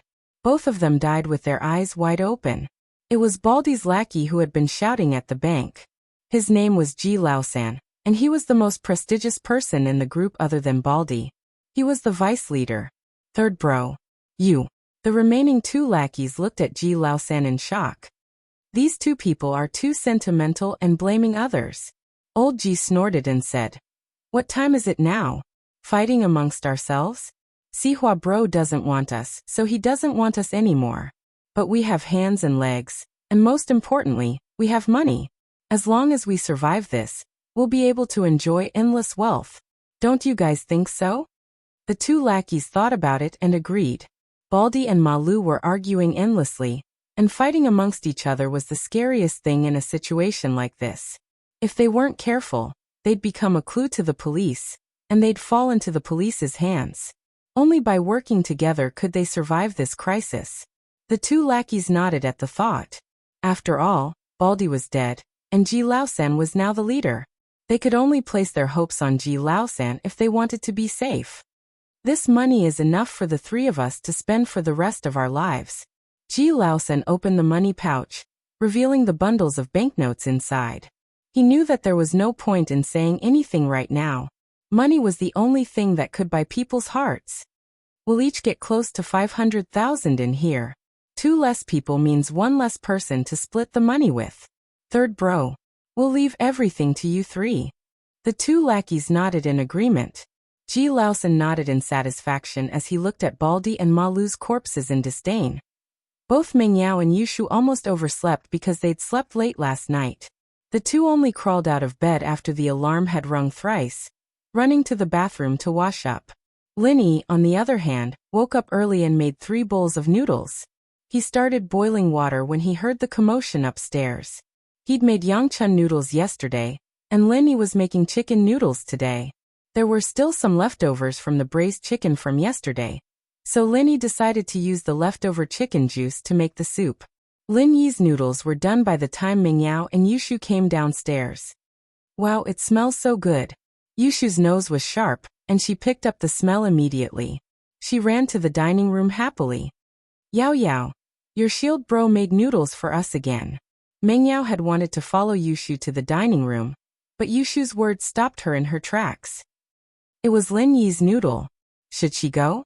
Meng Yao would have turned around and walked away, pretending that she hadn't smelled anything, if it was for the sake of her pride and face. But the smell of the noodles was too tempting. Chapter 46. Chapter 46. Getting close to the dean. Wow, it smells so good. It's so delicious. Yushu commented as she ate. What was the big deal? She'd had a bowl yesterday anyway. It wouldn't make a difference. Meng Yao gritted her teeth as she walked towards the dining room. Meng Yao's actions weren't missed by Lin Yi at all, and Lin Yi smiled faintly. This Meng Yao was quite an interesting character. Meng Yao, come eat your noodles. Lin Yi encouraged, hoping to motivate Meng Yao even more. Thanks. Meng Yao's voice was as quiet as a mosquito's, surprising both Lin Yi and Yushu. Was this still Meng Yao? Meng Yao picked up her chopsticks as she sat down at the dining table. She felt like crying as she stared at the fragrant noodles in front of her, wondering if she'd gone a little too far with Lin Yi. He was actually a really good person. Yeah, at least he was a qualified nanny. Falbert's car stopped in front of the villa punctually at 7 in the morning, and Meng Yao, Yushu and Lin Yi walked out of the villa. Meng Yao didn't say anything, but there was less hostility in her eyes now as she looked at Lin Yi. Mr. Lin, according to the doctor's orders, you'll have to go to the hospital to get your bandages changed. Falbert said. I'll send Miss Chu and Miss Chen to school first, and then I'll drive you to the hospital to get your bandages changed. All right. Lin Yi nodded after some thought. The wound on his leg wasn't that big of a deal, but he didn't want people to think of him as a monster. Miss Chu, can you help Mr. Lin apply for leave? Falbert asked in a negotiating tone. Meng Yao didn't know what to say. She didn't hate Lin Yi that much anymore, but asking for leave on Lin Yi's behalf. How could she do that? Wouldn't everyone know that she was living with Lin Yi then? Falbert thought that Meng Yao and Lin Yi were still in conflict, so he turned to Yushu. Miss Chen, why don't you help Mr. Lin apply for leave? It's fine with me. It's just that Yao Yao doesn't want people to know that she's living with Lin Yi. Yushu said innocently, but emphasized the word living with. Li Fu slapped his forehead, realizing that Meng Yao was worried about that. That was true. How could a girl say something like that? Meng Yao didn't want to say it out. Meng Yao glared at Yushu. Yushu stuck her tongue out and shut her mouth. She'd said what she needed to say anyway. It's fine, I'm pretty familiar with the Dean Wang Jifeng. I've got his number here. I'll give him a call later and ask him to contact the class teacher. Lin Yi said with a smile. Yao Mio and to Yushu was Yao. Why was. Long as long de dash Dean. Long rid you. Lin. That didn't seem possible. But if he didn't know the Dean, he couldn't say something like that. Wouldn't his lie be exposed? Mingyao and Yushu weren't the only ones who were surprised. Even Faubert was surprised. How did Linny know the dean? Linny saw through their confusion as well. He turned to Faubert. Faubert, can I borrow your phone for a while? Oh, of course, Faubert said as he handed his phone to Linny. Linny took out a piece of paper from his pocket. There was still some blood on it. He had accidentally stained it yesterday. He dialed the number on the paper, and the call went through after a while. Hello, is this Yushu? Linny asked. Yes. Who is this? Jifeng was busy with his lover. He jumped when the phone rang. He picked it up and saw that it was an unknown number. His tone was a little unfriendly. I'm Linny. Yushu, I hope I didn't disturb you? Linny said with a smile. Ah. No. Yushu's heart skipped a beat. His tone became very friendly. Oh, it's Linny. Look, how can I have anything good? Class is about to start. Haha, it's like this. I have something to trouble you with, Yushu. Linny smiled. He didn't expose Yushu's lie. Yushu's tone was very nervous. It was obvious that he was doing something wrong. What is it? Let's hear it. Wang Jifeng secretly sighed in his heart. Sigh, it seems that my weakness has finally been caught. The next day, something came to find me. It's like this. I have something to do this morning, so I might be a little late. Please tell my homeroom teacher and ask for a leave. I'll be there around 10. Linny said. Oh, that's it? Sure, no problem. When Wang Jifeng heard that it was a small matter, he immediately heaved a sigh of relief. Wasn't this easy to settle? It was just a phone call. Thank you, Yushu. I won't disturb you any longer. Please continue. Linny said meaningfully. This kid. Jifeng put down the phone helplessly and went back to his work. Linny, you really know Yushu? And you look really close? Yushu's mouth was wide open as she looked at Linny in disbelief. I just met him yesterday, we just hit it off. Linny, naturally, wasn't going to spill the beans about Wang Jifeng. He gave a vague explanation. Oh, Yushu cheered. That's great. I'll look for you if I need a leave in the future. Linny smiled bitterly as he looked at Li Fu, who didn't have any expression on his face. Li Fu seemed to have run out of ideas on how to deal with the two girls, turning a deaf ear to their plan to skip class. All right. Linny nodded. Li Fu, on the other hand, was re-evaluating Linny. The young man looked like a normal guy, but his wits and bravery were undeniable. From the looks of it, his social skills were quite strong as well. And his ability to pick up girls. Even the police beauty Lingshan. Faubert felt a headache coming on at the thought. The two princesses wouldn't fall into his clutches, would they? It seemed like he should find some time to talk to Mr. Chu about Linny. Mingyao and Yushu got out of the car at the entrance of Songshan's first hospital, and Faubert drove Linny to Songshan's first people's hospital. They passed by a mobile store on the way, and Faubert stopped the car in front of the store. He turned to Linny. Mr. Lin, you should get a phone as well. It'll be hard to keep in touch. Linny nodded. He wouldn't be borrowing Faubert's phone to make calls otherwise. Chapter 47. Guan Xian Lin, he was here to buy a phone. And so he went straight to the counter. Mingyao and Yushu were both using Nokia E7S, and Linny quite liked them. He picked one up and paid a few thousand kuai for a free phone. Faubert swiped his card before Linny could pay, smiling at Linny. These are daily necessities, we should be the ones providing them. Linny didn't argue with Faubert after hearing that. A few thousand kuai was a lot to him, but it wasn't even worth mentioning to Faubert and Pengzhan. Faubert might be a chauffeur, but a chauffeur holding shares in Pengzhan Industries wasn't much, but it was enough to show how important Faubert was in Pengzhan's heart. The traffic on the streets got heavier after the phone was bought, and it was rush hour. Faubert smiled bitterly. Looks like it'll take up a lot of time again. Speaking of which, Mr. Lin, why are you so close with Dean Wang? I talked to him a bit when I went to register yesterday, and we hit it off pretty well. He left me his number, telling me to look for him if I need anything. Linny said with a smile. I see.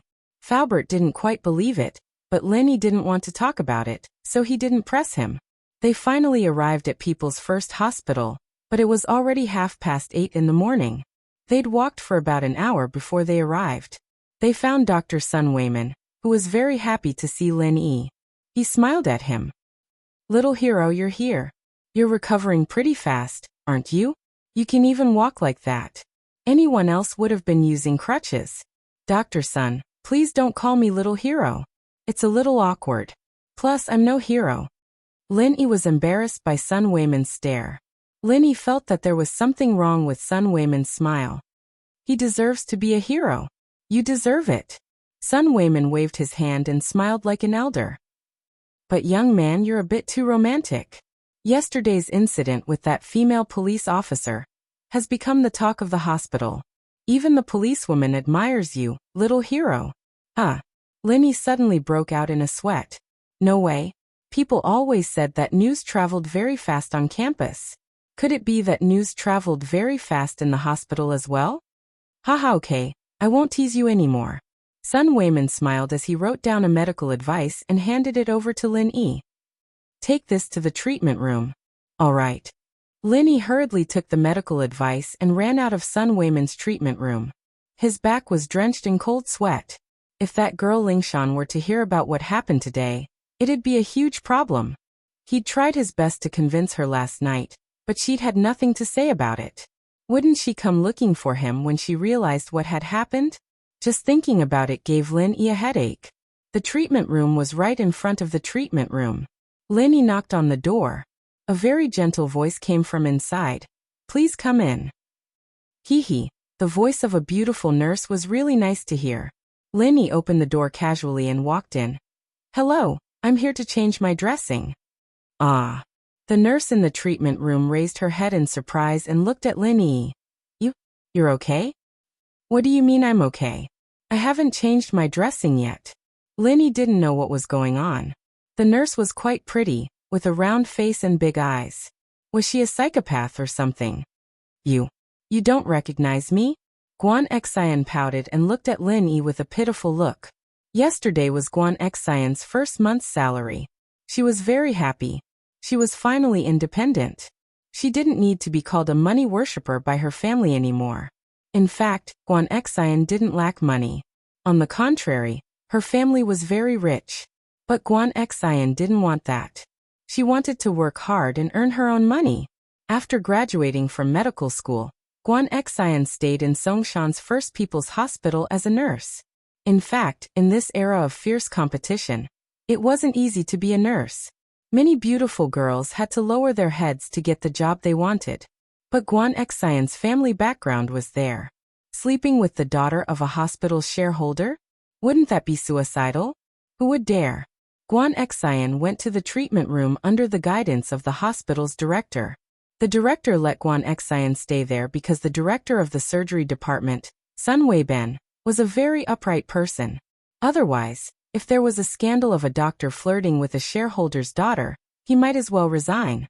After work, Guan Xian happily ran to the bank to withdraw her salary and enjoy the joy of making money. Due to the special nature of the nursing profession, almost all banks were closed after work. Guan Xian had no choice but to walk a long way to the only bank that was open 24 hours. She didn't think that she'd run into a bank robbery. When the robbers barged into the bank and started shooting, Guan Xian's mind went blank. She followed what everyone else was doing and squatted on the ground with the rest of the crowd. Originally, he thought that after this period of time, he would wait for the robbers to steal the money and leave, but he did not expect the police to surround the bank. The robbers had to find a hostage as a bargaining chip with the police. When the robbers walked towards her, Guan Xian was very scared. She was afraid that the robbers would choose her. She didn't expect that the robbers would choose a girl not far from her who looked about the same age as her. What surprised Guan Xian was that the boy in front of her suddenly stood up and volunteered to be the robber's hostage. Many people wouldn't even be able to hide in a situation like this. Who would volunteer to be the robber's hostage? Guan Xian admired the boy's bravery. But the robbers didn't hold back and shot at him. Guan Xian's heart almost jumped out of her chest. But what Guan Xian didn't understand was that the boy tilted his body and then straightened his body. Why did he do that in a situation like this? Guan Xian didn't have time to think as the gunshot sounded. The boy was shot, but he didn't make a sound as he silently endured the bullet hitting his leg. Chapter 48. An ambiguous moment. Guan Xian overheard all the doctors and nurses talking about a man named Lin Yi when she got to work this morning. She didn't think much of it at first, thinking it was just some gossip, but it turned out that they were talking about yesterday's bank robbery. Guan Xian, as the person involved, had the most right to speak. Everyone went into an uproar when she said that the young man in front of her stood up and offered to be a hostage. So it was all true. That young man from yesterday was a hero. Sun Weiman had told everyone about it, but the police didn't disclose the details, so most people thought that Lin Yi was just bragging to Sun Weiman. But now that Guan Xian had seen it with her own eyes, Lin Yi really was a little hero. What? He came to the hospital for treatment yesterday? That means he's out of the robber's control. Guan Xian was overjoyed at Sun Weiman's words, as if a heavy stone had been lifted from her heart. She hadn't slept well the night before because she was worried about Lin Yi and that girl, but now she could finally relax. That's right. Sun Weiman smiled. Lin Yi, he's not simple at all. But Xian, you're really lucky. Lin Yi said yesterday that he could have dodged the bullet when the gunman opened fire, but he saw that there was a girl behind him. If he dodged, the bullet would have hit the girl, so he took the bullet head-on instead. And that lucky girl seems to be you. So that's what happened. Guan Xian's mouth was wide open. No wonder he leaned to the side and straightened his body. He was afraid of hurting her. Haha, Xian, Lin Yi has to come to the hospital to change his bandages later. I'll tell him to go find you. Sun Weiman smiled. Sun Weiman didn't know Guan Xian's real identity, but the dean had told him that Guan Xian was sent here by someone important, and that he should take care of her. Sun Weiman had always been a very modest person. He did not need the director to greet him. He was very kind to the people in the department, especially the young people. He would try his best to give them advice and would never hide anything. Guan Xian's face reddened. A hero saving a damsel in distress like this was bound to make people think too much, especially in such a dramatic way. After Lin Yi was injured, he went to the hospital where she was treated. Lin Yi looked at the attractive nurse in front of him. He felt that she looked familiar, but he didn't know where he had seen her before. However, her words, "Don't you recognize me?" made Lin Yi's hair stand on end. Why do I feel like a heartless man who cheated a girl of her feelings? You are? Lin Yi looked at the girl in front of him suspiciously. He wanted to find some clues from her big bright eyes, but unfortunately, Lin Yi still couldn't remember who she was. It was no wonder. She was just a passerby that Lin Yi met yesterday. He didn't even know her name, so there was no way that Lin Yi would have any impression of her. Thank you for blocking the bullet for me yesterday. Guan Xian was a bit disappointed that Lin Yi didn't recognize her. She took the initiative to tell him how they met. It's you. Lin Yi finally remembered who the girl in front of him was. She was the girl behind him at the bank yesterday. You remember? Guan Xian was a bit happy that Lin Yi remembered her. Actually, the robber was going to shoot me yesterday. I can't hurt others just because I dodged the bullet, so you don't need to thank me. Lin Yi explained. You don't need to feel bad about it. Oh, Guan Xian didn't know what to say after hearing Lin Yi's words. She nodded, and the atmosphere became a bit awkward. All right, help me change the bandages. Lin Yi smiled. Nice to meet you, pretty nurse. And Guan Xian. Guan Xian was amused by Lin Yi. She took the medical order from Lin Yi and started preparing the medicine. When she was done, she saw that Lin Yi was still standing there. She couldn't help but laugh. What are you doing? Hurry up and take off your pants. Guan Xian's face reddened involuntarily after she said that. This was actually the first time Guan Xian had to deal with a man's wound. In the past, Sun Weiman would always hand it over to the married female nurses in the department. These young nurses would usually take care of superficial wounds on the hands and feet. But today's situation was different. Lin Yi was Guan Xian's savior, and Sun Weiman wanted to hand Lin Yi over to Guan Xian. Guan Xian didn't object to it, and so the matter was settled. Ugh, that's not too good. Lin Yi was starting to feel a bit embarrassed. He hadn't even taken off his pants yesterday, and there was already a rumor going around with Lingshan. If he took his pants off today, wouldn't it be even worse? Guan Xian didn't feel embarrassed when she saw a man like Lin Yi acting coy. Instead, she found it funny. I'm a nurse. What are you doing behind my back? You know, patients have no privacy in front of a doctor. Be a good boy and take off your pants. Guan Xian felt her face heat up. Why did she feel like a perverted sister trying to kidnap a little boy? Lin Yi sweated profusely, but after thinking it over, Guan Xian was a nurse. It shouldn't be a big deal if he took off his pants in front of her. He unbuckled his belt and took off his pants before sitting down on a chair. That's my chair, but you can take it. Guan Xian was a little embarrassed when she saw Li Yi sitting on her office chair with only his underwear on.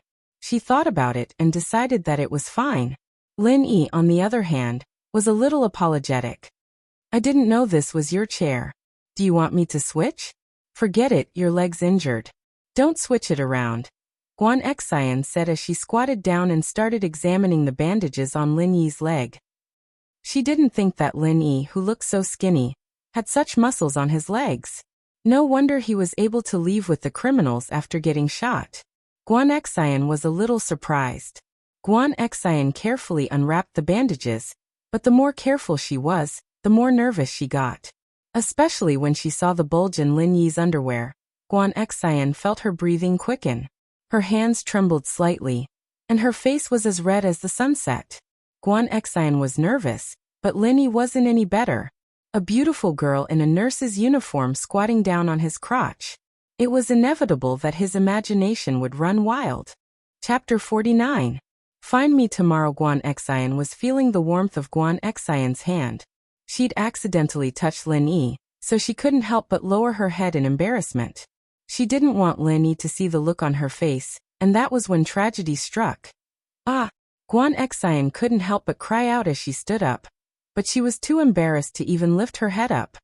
Lin Yi looked at Guan Xian's face helplessly. Who told you to touch him? But since it had already happened, he had no choice but to apologize awkwardly. I'm sorry. I couldn't help myself. Guan Xian felt bad when Lin Yi apologized to her first. She knew very well that Lin Yi had been acting normally, and it was only because she'd accidentally touched him that he'd reacted. She was the one to blame. It's not your fault. I'm a nurse. I shouldn't have cared about stuff like that. It's just that my thoughts were a bit impure. Guan Xian explained. If it had been anyone else, Guan Xian wouldn't have been so nice to them. She'd have slapped them a long time ago, but Lin Yi was different. He was her savior, and Guan Xian was filled with guilt at the gunshot wound. She thought that he'd gotten shot because of her, and that was why she was being so nice to him. He's all right. Lin Yi pointed at his lower body, a little self-deprecatingly. Let's continue. Yeah. Guan Xian nodded, putting aside the awkwardness from before as she carefully changed Lin Yi's bandages. Hiss. The bandages stuck to the wound, and Lin Yi gritted his teeth at the feeling of it tearing. The wound's healing pretty well. I can't believe you had the surgery yesterday. Guan Xian looked at the wound on Lin Yi's leg, a little surprised. Yes, my skin fits better, Lin Yi explained. He definitely couldn't tell her that it was because he practiced the art of dragon mastery. Both of them looked a little awkward after the medicine was changed, but it was Guan Xian who smiled generously. You can come back in 3 days. Just come find me. Okay. Lin Yi nodded, and ran out of the Department of Surgery's treatment room as if he was fleeing. He only breathed a sigh of relief when he reached the ground floor. What an embarrassing day. Faubert had been waiting for Lin Yi in the car. Lin Yi didn't let him go up just now because he had no problem moving, so Lin Yi didn't want to torment Faubert. Did you change the medicine? Seeing Lin Yi coming out of the hospital, Faubert opened the door and asked. Yes, it's done. Lin Yi nodded. But you still have to come back tomorrow to see how the wound is healing. You can come back the next day. Guan Xian actually wanted Lin Yi to come back the day after tomorrow since she was off work the next day. But she was afraid that Lin Yi's wound would change again. That was why she wanted him to see how it was healing first. Lin Yi remembered the awkwardness of changing the medicine, and he didn't want to do it a second time. It wasn't a good feeling to see but not touch. I've contacted Mr. Chu and told him about what happened yesterday. Faubert started the car and said to Lin Yi. What did Mr. Chu say? Lin Yi asked quickly. Mr. Chu said he'll come back immediately, and we'll talk about it when he gets back. Faubert said. But Mr. Chu said that he has an inkling of who's behind this. Oh. Linny froze. He didn't expect Pengzhan to be so smart, figuring out who the mastermind was so quickly. It was already past the rush hour, and there were fewer cars on the road. Soon, Faubert drove the car to the entrance of First Middle School. Linny got out of the car and waved at Faubert. Linny carried his backpack and stepped into the school. The field was empty, and there were only a few students playing basketball. Evidently, they were the bad students who didn't go to class normally. Bang! A basketball rolled towards Linny. Hey kid, throw the basketball over here. A student with long hair and a black shirt shouted at Linny. Linny was in a hurry to go to class, so where would he find the time to pick up the ball? Moreover, the basketball didn't just reach Linny's feet, but there was a certain distance between it and Linny's feet. Motherfucker, I'm talking to you, didn't you hear me? Zhou Ruoming was immediately displeased. In this school, was there a student who dared to disobey him? Linny heard Zhou Ruoming's curses, and he couldn't help but frown. Although Lin Yi didn't know who his parents were since he was young, it was still very displeasing to hear such insults. Lin Yi slowly turned around to look at Ruoming, pointing at him before pointing at himself. Were you talking about me? Yes, it's you. Are you fucking deaf? I'll count to 3, throw the ball to me, and we'll be fine. Otherwise, I'll fucking kick you out of this school. Zhou Ruoming looked at Lin Yi's clothes and knew that he was a poor student, so he didn't have any scruples when he spoke. Lin Yi didn't say anything. He walked straight to the direction where the basketball rolled. Then he bent down and picked up the basketball. A group of lackeys around Zhou Ruoming cheered. Zhou Ruoming enjoyed the feeling of others kneeling under his feet. This feeling of being the school's overlord made him extremely refreshed. Brother Ming is still the most prestigious. One word, and that kid had to pick up the ball obediently. He was scolded, but he didn't even dare to fart. One of Zhou Ruoming's supporters praised him flatteringly. Humph, he's just a poor student, Zhou Ruoming said proudly. In this school, a person who dares to go against me, Zhou Ruoming, hasn't been born yet. Lin Yi stood up and turned to Zhou Ruoming with the basketball in his arms. Zhou Ruoming made a posture of getting ready to catch the ball and signaled Lin Yi to throw the basketball over. Lin Yi looked at Zhou Ruoming's flashy look, and a slight curve appeared at the corner of his mouth. He suddenly raised his hand, and the basketball flew from his hand to Zhou Ruoming at high speed. Of course, Zhou Ruoming didn't realize that danger was approaching him. He still made a posture of catching the ball with his hands in front of him, ready to catch the basketball thrown by Lin Yi. Bang! The basketball hit Zhou Ruoming's hand. At first, Zhou Ruoming was still complacent about being able to catch the basketball from such a long distance. A group of lackeys around him also cheered and shouted flatteringly. Brother Ming is so handsome. He's simply the new Jordan. Chapter 50. A Murder Caused by a Basketball, Part 1. Ouch! Zhou Ruoming howled in pain. His wrist had been dislocated, and the ball had gone through his hands, heading straight for his face. Bang! Another loud sound. Zhou Ruoming didn't even have time to scream before he fell to the ground with blood spurting out of his nose. His blood formed a rainbow in the air, a cold beauty to it. Ruoming fainted from the slap, and his lackeys who were playing with him were dumbfounded as well. Was this still a basketball game? It was like a cannonball. Lin Yi looked at the culprit again, as if nothing had happened. He dusted his hands off and continued on his way to the school building. Lin Yi sneered inwardly. Trying to act cool? That's the least I can do. If there's a next time, I'll beat you until you can't even take care of yourself. That kid hit Ming bro. We can't let him get away. Someone called out, and Ruoming's lackeys snapped back to their senses. All of them turned to look at Lin Yi, who wasn't too far away. Lin Yi turned around impatiently when he heard the yell. He swept a cold glance over them, sneered, and continued walking towards the building. Everyone shuddered when Lin Yi's cold gaze swept over them. It was a beautiful wish to avenge Ming bro, but when it came to it, they looked at Zhou Ruoming's deformed wrist, his face covered in blood, and no one knew if he was dead or alive. They all flinched. This was the work of a basketball? With Zhou Ruoming as an example, no one dared to provoke Lin Yi.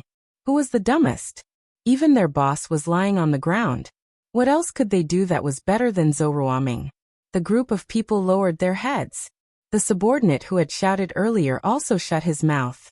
Everyone hurriedly carried Zhou and rushed to the school hospital. Pinliang didn't go to school today. He called up one of his father's underlings, Heibao Bro. Heibao Bro was part of the underworld in Songshan, and he was in charge of his father's nightclub Golden Age. Pinliang had asked him to teach Linny a lesson, but Heibao Bro hadn't thought much of it at first. It was just a student, after all. There was no need for him to do it himself. He'd just send a few of his lackeys and they'd be able to take care of it. Pinliang's group couldn't even handle a student, and he was quite disdainful of them. However, he didn't say it out loud because of Pinliang's father. After all, he was the young master of the corporation. Brother Heibao was not stupid. Why would he offend him for no reason? However, he still couldn't let go of his pride to deal with a little cub. Pinliang, however, couldn't take Pinliang's coaxing and pestering, saying that the new transfer student was very strong, and that he was a martial artist. Heibao Bro had no choice but to bring his men to take a look. He'd finally gotten Heibao Bro's help, and Pinliang was filled with joy. Heibao Bro was famous for his fighting prowess. There was once a guy from the provincial mixed martial arts team who got drunk and caused a scene in a nightclub. Many security guards couldn't do anything to him, but Heibao Bro had taken that professional out in just a few rounds. Pinliang couldn't help but be impressed. As far as he was concerned, as long as Heibao Bro was involved, that Linny kid could eat shit today. He wouldn't stop until he made him kneel in front of him and call him Liang Bro. However, Pinliang, Gao Xiaofu, and Zhang Naipeo had arrived at school early, and Linny was nowhere to be seen by the time the first class started. Pinliang was starting to panic. Was the kid scared and not coming? Didn't that mean he'd wasted his time looking for Heibao Bro? There was no point in staying in the classroom without Lin Yi. With a wave of his hand, he left the classroom with Gao Xiaofu and Naipeo. Liang Bro, do you think that Linny kid got scared after he went back yesterday? Maybe he pissed us off and decided not to come to school anymore? Xiaofu analyzed. That's a possibility. Pinliang frowned as well. This was what he was worried about the most. No way he can hide for a while, but can he hide forever? Unless he doesn't want to study here anymore, but he just transferred yesterday. Is he going to quit today? Naipeo was quite troubled as well. Why was Linny not coming to school after just one day? Fuck, it's been a long day. You know, Heibao Bro doesn't have time every day. He has to help my dad look after the place. My dad's gonna skin me alive if he finds out that I asked him to help me fight. Pinliang said worriedly. Man, you're right. If your dad agreed to let you be a gangster and let Heibao Bro be your bodyguard, Liang Bro, you'd be even better than Zhou. That's all because he has a gangster brother to back him up. Xiaofu said. Let's not talk about that. My dad's counting on me to get into a good university. Pinliang sighed. If Linny really didn't come today, then we'd lose a good chance to teach him a lesson. It'd be hard to get another chance like this in the future. Kong Xiaobo's here. Should we get Heibao Bro to teach him a lesson? Naipeo was still holding a grudge against Kong Xiaobo for kicking him yesterday. Fuck you motherfucker. Kong Xiaobo doesn't need Heibao Bro to do anything. We'll beat him up with just a few of us. Xiaofu rolled his eyes. Can't you come up with any good ideas? Me? Come up with something good then. Naipeo said, a little pissed off. Alright, you two, stop arguing. Pinliang waved his hand impatiently, finding a step to sit down at the edge of the arena. He took out a cigarette and put it in his mouth. Piak. Naipeo quickly took out his lighter and lit it for Pinliang, smiling awkwardly. Looks like Zhou group is playing basketball over there. Liang Bro, should we go over and play a bit? Xiaofu said as he pointed at the group playing basketball on the other side of the court. Not interested. Pinliang looked at Zhou and the others, shaking his head. If Linny doesn't come soon, then I'll have to call Heibao Bro and tell him to come another day. Liang Bro. Liang Bro. Look. Naipeo called out all of a sudden. Fuck. What the fuck are you shouting for? Pinliang was quite taken aback by Naipeo's sudden outburst. He glared at him, not in a good mood. It's not Liang Bro, it's Lin Yi. Naipeo stuttered. What do you mean it's not Liang Bro, it's Lin Yi? I haven't changed my name yet. Fuck, no matter how weak I am, I'll never change my name to Lin Yi, Pinliang said with a frown. Chapter 51. A Basketball Case Part 2. What? Lin Yi? He's here? Where is he? Pinliang was startled as well, raising his head to look in the direction Naipeo was pointing at. As expected, Lin Yi was walking in leisurely in his school uniform, his bag slung over his shoulder. Fuck, this guy's pretty relaxed. Naipeo wasn't very happy looking at Lin Yi's carefree face. He'd almost gotten a concussion from the guy yesterday, and he still had a bump on his head and a couple of band-aids on his face. Just thinking about it pissed him off. Liang bro, should we go over? Xiaofu said subconsciously. Go over? Why the hell would we go over? You think you can beat him? Pinliang said as he looked at Xiaofu. Did Lin Yi think he was that good at fighting? Wasn't he the same as yesterday? Xiaofu reacted immediately. The three of them had been beaten to a pulp by Lin Yi yesterday, and going over now was just asking for trouble. He shrunk his head and looked at Lin Yi helplessly. Pinliang and the other two were still pissed off when they saw Zhou Ruoming stop Lin Yi and let him pick up the ball. They stared at Lin Yi as if they were watching a good show. Ha, this is great. Someone's going to take care of Lin Yi for us, Xiaofu said as he watched the situation unfold. Zhou Ruoming was a ruthless man, especially with a gangster brother. If Lin Yi were to get into a conflict with him, he wouldn't even need to go after Lin Yi. Zhou Ruoming would be the one to kill him. With Lin Yi's personality, there's no way he'd let him pick up the ball, Naipeo said proudly. Zhou Ruoming's pretty good at fighting. This is going to be a good show. Pinliang, on the other hand, was quite interested in the conflict between Lin Yi and Zhou Ruoming. If it was as Naipeo said, then it'd be nice to let Zhou Ruoming beat up Lin Yi first. It can't be, right? When did Lin Yi become so weak? Gao Xiaofu's jaw dropped when he saw Lin Yi walk over to pick up the ball. Was this still the same Lin Yi from yesterday? Yesterday's Lin Yi wasn't like this? Could it be his twin brother? This Lin Yi is infuriating. Pinliang clenched his fists. He's such a pushover. He's so obedient in front of Zhou Ruoming. Is he looking down on me? I swear to kill him. Naipeo and Xiaofu were pissed as well. This was a provocation, a naked provocation. Were they any worse than Zhou Ruoming and the others? While the three of them were still angry, a dramatic scene happened. Lin Yi threw the basketball, and it hit Zhou Ruoming's hand. It went through his hand and hit his face. After that, Zhou Ruoming's nose started bleeding, and he fell to the ground. Fuck, no way. Naipeo's mouth was wide open. I knew Lin Yi wasn't a good person. There's no way he'd be this obedient. Pinliang let out a sigh of relief. To be honest, he was pissed that Lin Yi had lowered his head to Zhou Ruoming, and now that he'd seen Zhou Ruoming fall to Lin Yi like he had yesterday, he was finally able to vent his frustration. Zhou Ruoming wasn't even as good as he was yesterday. Zhou Ruoming's really unlucky this time. Fuck, who told him to piss off that Lin Yi kid? He's a fucking lunatic. Xiaofu couldn't help but gloat at Lin Yi's actions on the balcony yesterday. Looks like only Heibao bro can take him on. We're not his match at all. Pinliang was still a little pissed off yesterday, thinking that Lin Yi had only beaten the three of them because of the element of surprise, but today they realized just how terrifying Lin Yi was. He was super strong, and he'd been able to knock Zhou Ruoming out with a basketball from so far away. That's true. Naipeo nodded in agreement. Looks like we shouldn't mess with this guy. He's a violent maniac. Lin Yi, naturally, didn't know that the guy he'd just hit was Zhou Ruoming, one of the Big Four, but he wouldn't hold back even if he did. Big Four? I'll turn you into a Big Four. Lin Yi came to Class 5's classroom and knocked on the door. Come in. The homeroom teacher, Miss Lu's voice came from inside. It was her math class. Miss Lu, something came up at home. Sorry I'm late. Lin Yi said politely as he pushed the door open. He'd already spoken to the dean, but he didn't want to use that relationship to pressure the teacher. After all, he still had to work under the teacher in the future. Miss Lu had already received the dean's instructions this morning, so she didn't say anything. She only nodded. All right, come in. Lin Yi walked into the classroom obediently and went back to his seat. Yushu looked at Lin Yi shocked.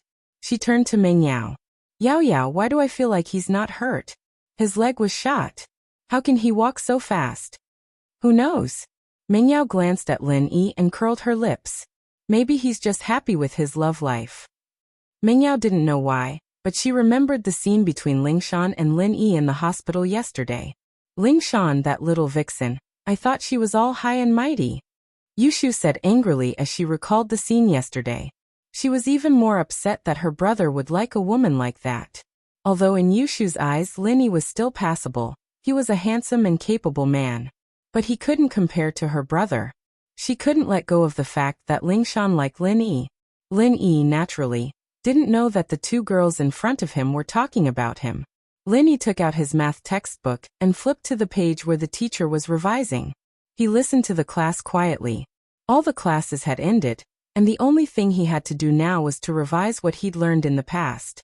Although Lin Yi hadn't gone to school, he had studied high school and university courses under old Lin's supervision. He didn't feel tired at all when listening to Miss Liu. Lin Yi wasn't some kind of prodigy, but his memory was better than most people's. Plus, the internet was so advanced that all sorts of materials and courses could be downloaded. It wasn't hard for him to study on his own. Looking at Pinliang, Xiaofu and Naipeo's seats, Lin Yi realized that they weren't in the classroom. Could it be that they were too heavily injured and couldn't come? But Lin Yi didn't care if they lived or died. Let them be. It was better if they didn't come if they wanted to. It'd be better if they didn't come. Chapter 52. Heibao Bro. The class was halfway through by the time Lin Yi entered the classroom. The bell rang, signaling the end of class. Miss Liu left after assigning the homework. Kong Xiaobo turned around to look at Lin Yi, a little grumpy. I say, boss, you scared me. I thought you weren't coming today. What? Scared that Pinliang and the other two would come after you? They didn't come either, did they? Lin Yi smiled. It was true that Kong Xiaobo wouldn't be able to handle Pinliang's group alone. It was normal for him to be worried. Why didn't they come? They came this morning, and Zhang Naipeo still had a band-aid on his face. Kong Xiaobo said. But I don't know why, but they left after one round. Did they leave because you weren't here? Oh, they're here? This was out of Lin Yi's expectations, but whether they came or not didn't matter to Lin Yi. Let them be. That's true. They're no match for you, boss, but I'm afraid they'll find someone to help them. Kong Xiaobo said worriedly. Find someone? What do you mean? Lin Yi didn't understand Kong Xiaobo's words. If they can't beat them themselves, they'll find someone from the underworld to help them. Kong Xiaobo explained. You have to be careful, boss. They have connections with people from the underworld. Lin Yi frowned. As far as he was concerned, Pinliang was still a student, no matter how cocky he was.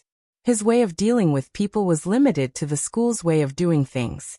He didn't expect Kong Xiaobo to be saying that these people had connections with people from the underworld, and that they'd need help if they couldn't beat them. Of course, one of the big four, Zhou Ruoming, has a brother in the underworld. Kong Xiaobo said. Last time when he fought with the boss of number 2 middle school, he asked his brother to come. Oh, his older brother was bare-chested, very tough, and had tattoos on his body. His underlings were all holding steel pipes and knives in their hands. Before the fight even started, the boss of second high was already scared shitless, kneeling on the ground and begging for mercy. The more Lin Yi listened, the more he frowned. He didn't expect these students to be so arrogant. This was somewhat beyond his expectations. Was his lesson yesterday too light? Let's go to the bathroom. Let's talk on the way. Kong Xiaobo said to Lin Yi as he stood up. He and Lin Yi were sitting at the back of the class, so he waited until almost everyone had left before he stood up and walked out of the classroom. What's the content of our school's break? Lin Yi asked. Pinliang had called him to the washroom yesterday, so he didn't participate. You didn't go yesterday. Oh, I don't think I saw you yesterday. Kong Xiaobo said after some thought. It's a set of radio sports the school created. It's easy, you can learn it in one go. There's a PE teacher leading the way. Kong Xiaobo and Lin Yi quickly went to their seats after leaving the classroom. Kong Xiaobo was tall, so he stood at the back. Lin Yi wasn't short, either, so he stood beside him. Pinliang finally arrived at the school gates, waiting for Heibao Bro. A bald, burly man jumped out of a white Nissan van. Behind him were two thugs of similar size. Master Zhong. This bald man was Heibao Bro. Pinliang nodded, turning to his underlings. Hurry up and greet Heibao Bro. Heibao Bro. Naipeo and Xiaofu greeted. Master Zhong, where's the guy? I'll take care of him right now so I can get back to the place. If the boss finds out I'm helping you fight, I'll be crippled. The boss Heibao Bro was talking about was naturally Pinliang's father. Heibao Bro knew that the boss didn't like Pinliang causing trouble, so he'd waited for a long time before coming over. He's inside, in the middle of the break, Pinliang said. Heibao Bro nodded, his cigarette dangling from his lips as he walked into the school. He was stopped by the old guard when he reached the gates. Hey, what are you doing here? This is a school, you can't just come in. Heibao Bro looked back at the old man in disdain, blowing a ring of smoke at the old man's face. Stay here if you don't want to die, you old bastard.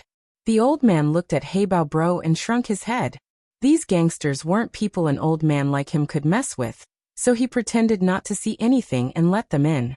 The school was in the middle of a break anyway, and the teachers would kick them out if they saw them. The whole school was in the middle of a break when 6 extremely discordant figures walked in from the school gates. 3 of them were all right, with Pinliang, Naipeo, and Xiaofu looking more like students, but Heibao Bro and the others behind them didn't look like good people at all. Heibao Bro walked in without a care in the world, not caring about the looks people gave him. Where? Heibao Bro asked. Over there, that's our class. Lenny must be coming out to break as well. Pinliang couldn't see clearly from afar, but he could tell that Lin Yi was coming out to break as well. Boss, it's Pinliang's group. They've brought help. Kong Xiaobo Bro spotted them right away because they were too obvious a target. Lin Yi had already spotted Pinliang's group before Kong Xiaobo could even speak. After all, they were in the middle of the school, and the whole school could see them. It wasn't long before Pinliang and Heibao Bro arrived at the front of the 12th grade's class 5. And Pinliang immediately spotted Lin Yi at the back of the class. Pinliang pointed at Lin Yi before turning to Heibao Bro. That's him, the one at the back of the line, the one in the uniform. Heibao Bro nodded and quickly walked over to Lin Yi. From afar, Lin Yi looked like a normal guy, tall and skinny. He didn't look like a fighter at all, and Heibao Bro was quite puzzled. Was a guy like that really worth fighting? Did he really need to do it himself? Other than his good looks, Heibao Bro didn't see any good points in Lin Yi. He just looked like a poor student no matter how he looked at him. He didn't look like he could fight at all. But since the young master had given him the order, Heibao Bro decided to end the fight as soon as possible, so he could return to the nightclub. You're Lin Yi. Heibao Bro walked up to Lin Yi, biting on his cigarette as he looked at Lin Yi from the corner of his eyes. Yes. Lin Yi replied faintly. Do you know why I'm looking for you? Heibao Bro didn't look friendly at Lin Yi's arrogance. Chapter 53. It was a sensational fight. Part 2. Fuck. You're pretty fucking cocky, huh? Heibao Bro was infuriated by the tone Lin Yi was talking to him. He reached out to grab Lin Yi by the collar. Lin Yi reached out with his left hand and grabbed Heibao Bro's right hand, using his right hand to pinch Heibao's cheeks. With a flick of his hand, the cigarette in his mouth was sent flying into his mouth. Ouch! Heibao Bro howled as the cigarette went down his throat, burning a huge blister. Lin Yi's left hand pushed the panicking Heibao Bro to the side. Heibao Bro's mouth was wide open as he fanned himself with his hands, panting like a puppy with its tongue out to cool down. Zhou Ruoming lay in the school hospital for half a day, getting massaged and massaged before finally waking up. After putting a band-aid on his nose, he was helped out by his subordinates. Even then, his head was still ringing. What the fuck, which class is that kid from? Zhou Ruoming said hatefully. Find him. I'll beat him up so bad his mother won't recognize him. We don't know either. Zhou Ruoming's men didn't know which class Lin Yi was from either. There were too many normal students in school uniforms like this, and they wouldn't attract any attention at all. Fuck, it's got to be someone from our school, that's for sure. You guys go look for him, class by class after class. Beat him to death when you find him. Ruoming said fiercely. Don't worry, Ming Bro. The underlings quickly responded. Although they were shocked by Lin Yi's skills earlier, there was no need to be afraid of him now that there were so many of them. The group walked out of the school hospital to find the students in the middle of the day. One of Zhou Ruoming's men saw Pinliang and He Bao Bro walking in, pointing at them. Ming Bro, look. Isn't that Pinliang's group? They don't look like students from our school. Oh. Zhou Ruoming raised his head and looked in the direction his man pointed. Pinliang, Gao Xiaofu, and Zhang Naipeo walked into the school with their heads held high, followed by 3 bulky men. Ruoming recognized the shirtless man in the lead, the one with the tattoos all over his body. It was He Bao Bro, one of the more famous people in the underworld. Ruoming's brother had drunk with him before, and He Bao Bro had brought Ruoming along as well, so Ruoming had an impression of him. That's He Bao Bro, he's very famous in the underworld. He's famous for his fighting prowess. I wonder why Pinliang found him. Could it be that he wants to deal with our school's students? One of Zhou Ruoming's men guessed. I don't know, but isn't that a bit overboard? Why would he need He Bao Bro to deal with our school students? Zhou Ruoming shook his head. He didn't know what Pinliang was planning. Zhou Ruoming and his men sat on a bench in the schoolyard, watching the situation unfold. Ruoming was very curious as to who it was that made Pinliang go to such lengths to get so many people to deal with him. All of a sudden, Ruoming remembered seeing Pinliang's group beaten black and blue last night.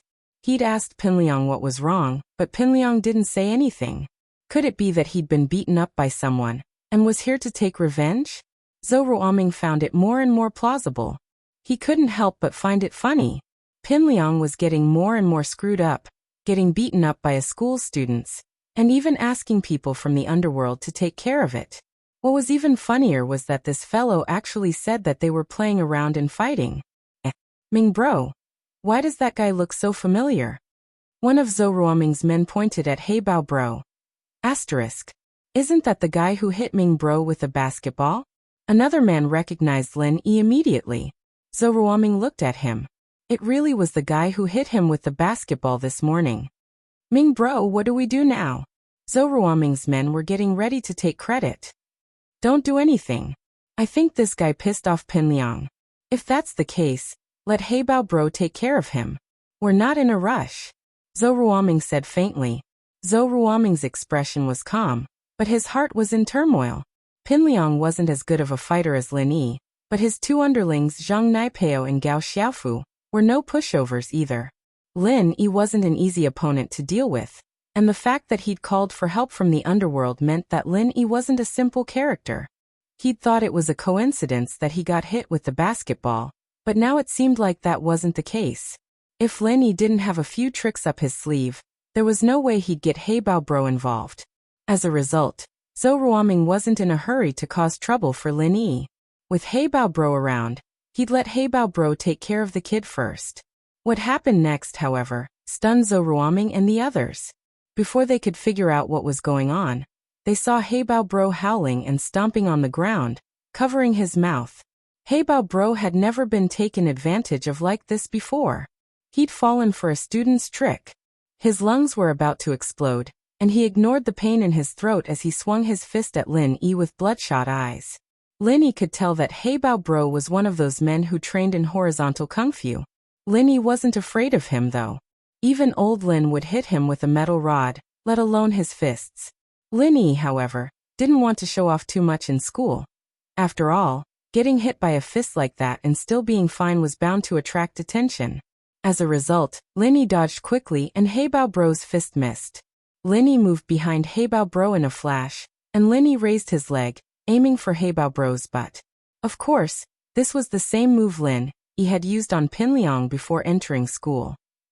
Lin Yi wanted to use this simple move to defeat the man in front of him, and so he acted more like a street thug, without any technique. Lin Yi didn't want to expose his kung fu in public, since old Lin had taught him to focus on assassination. Lin Yi didn't want too many people to know his background, and so he used brute force. He Bao Bro was a lot heavier than Pinliang, but Lin Yi's kick could even leave a hole in a car, let alone He Bao Bro. But Lin Yi didn't want to be accused of injuring and crippling someone in public.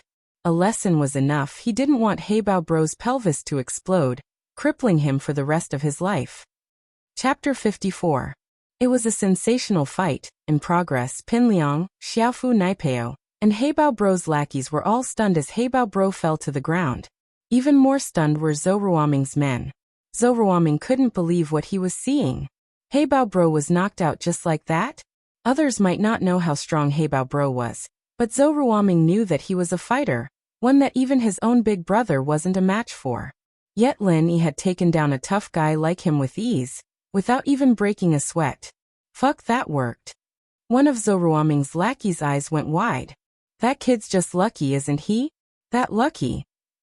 Zhou Ruoming shook his head. He wasn't an idiot, and in fact he was one of the more intelligent ones. He didn't think that Lin Yi had gotten lucky to beat Heibao Bro. Who was Heibao Bro? He was a guy who fought like he ate. He'd been on the battlefield all these years. There was no way he'd get knocked out by luck. He'd be dead a long time ago. Strength was strength, and Zhou Ruoming understood that the basketball he'd taken this morning wasn't for nothing. Heibao Bro was in a much worse state than he was, and from the looks of it, he wasn't afraid anymore. As expected, Lin Yi wasn't planning on taking Heibao Bro's life, but he wasn't going to let him go that easily. The kick didn't cause the pelvis to explode, but the bones were definitely fractured. Heibao Bro would be in the hospital for a month or so. Heibao Bro. Heibao Bro's lackeys weren't expecting Lin Yi to be this troublesome, taking down their boss in one go.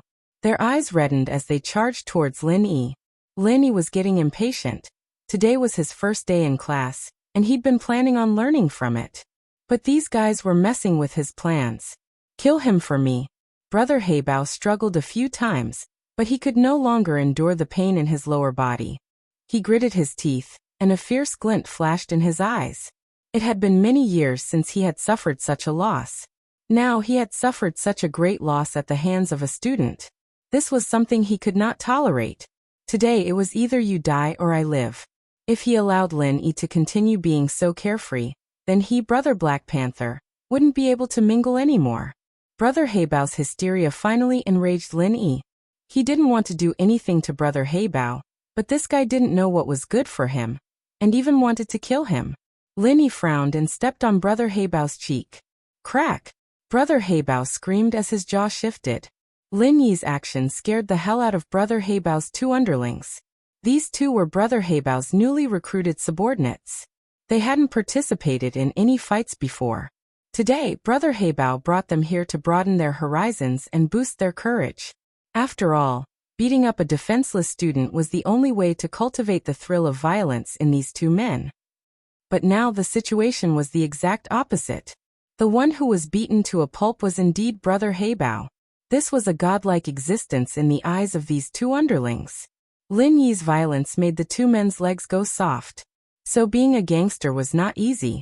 There was always the danger of being crippled. It was not as glorious as they had imagined. Today, a student could beat Brother Heibao to a pulp. Tomorrow, he would meet someone even more ruthless. The two men didn't dare to think about it. At this moment, the two men had the intention to retreat. They were afraid that Lin Yi would vent his anger on them, so they subconsciously shrank back. Fuck your mother. No one will live today. Brother Heibao suddenly stretched out his right hand and pulled out a pitch-black counterfeit handgun from his pocket.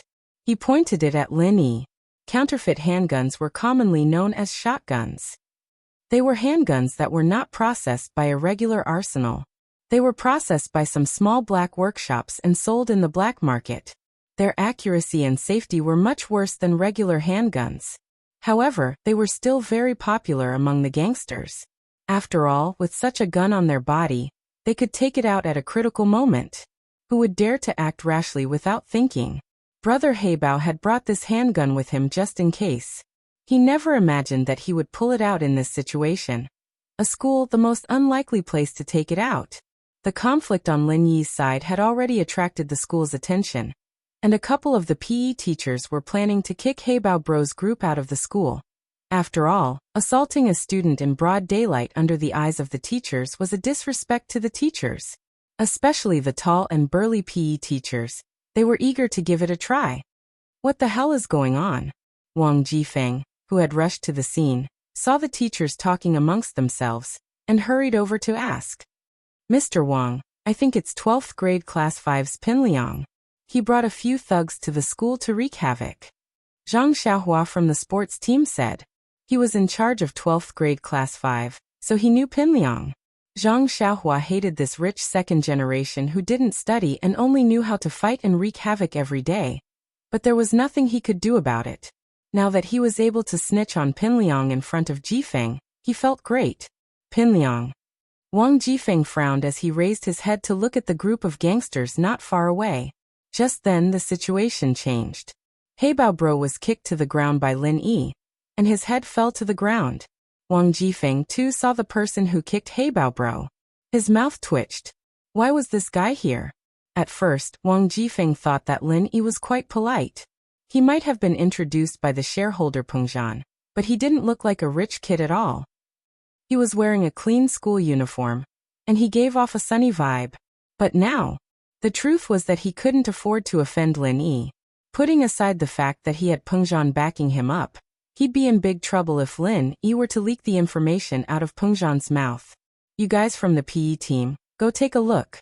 Don't hurt our students. Wang Jifeng ordered the PE teachers, his words containing his own meaning.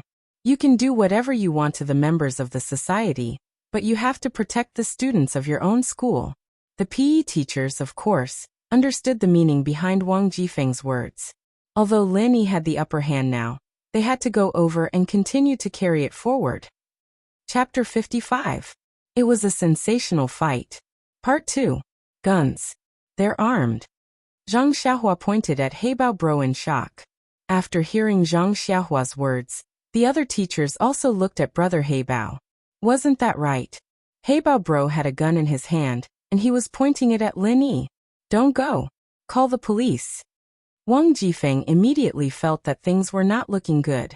This was no longer something that the school could control. He did not expect brother Heibao and the others to dare pull out a gun in the school grounds. If things turned out to be a disaster, it was not something that a mere dean like him could handle. The principal would probably be implicated as well. What Lin Yi didn't expect was for Heibao Bro to pull out his gun in desperation, not only refusing to back down. Aren't you fucking cocky, you bastard? You cocky bastard? Look at what I've got in my hand. You've never seen this before, have you? Heibao Bro was hurting all over, but he was enjoying the feeling of looking down on others. Isn't it just a gun? Lin Yi said faintly as he looked at Heibao Bro. Heibao Bro's lungs were about to explode at Lin Yi's words. What did he mean? Isn't it just a gun? Did he think that gun was a toy? Heibao Bro was pissed off. He knew that Lin Yi would be dead as soon as he moved his hand, but he liked seeing Lin Yi piss his pants in fear even more. That's right, it's a gun. That kid. Heibao Bro's eyes were filled with hatred and violence. Bang!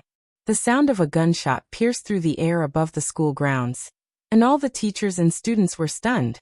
They hadn't expected someone to open fire in the school grounds, and the ones who were the most nervous were the 6. Mengyao gripped Yushu's hand tightly, her palms already soaked in sweat. Her heart skipped a beat the moment Heibao Bro pulled out his gun, as if she'd lost her bearings. In the bank, when Lin Yi stood up to face the muzzle, she didn't feel this way, but now, this feeling was unusually strong. She didn't want to admit it, but she couldn't help but pray that Lin Yi would be fine. Yushu, on the other hand, was panicking. Everything that was happening was completely out of her imagination. She didn't think that Zhong Pingliang would do something so extreme, sending people to kill Lin Yi. Pinliang didn't expect Heibao Bro to pull out a gun in school. At the end of the day, he was still a student, and all he wanted was to teach Lin Yi a lesson, not to kill Lin Yi. Heibao Bro had shot Lin Yi in front of everyone, and he couldn't get away with it. Kong Xiaobo looked at Lin Yi worriedly as well, but his legs didn't listen to him as he stared at the muzzle of the gun. He wanted to say something, but his legs didn't listen to him anymore. He couldn't take a step forward. Of course, Jifeng was the most worried. He never would have thought that Pinliang's men would be this cocky, using guns in school grounds and even firing a gun. Heibao Bro let out a heart-wrenching wail. All the fingers on his right hand were gone, and only half of his palm was left. It was a ghastly sight. The gun had exploded. Of course, this wasn't a coincidence. No matter how bad a counterfeit gun was, it wouldn't explode that easily. But before Heibao Bro could fire, Lin Yi stepped on the gun's barrel, changing its shape.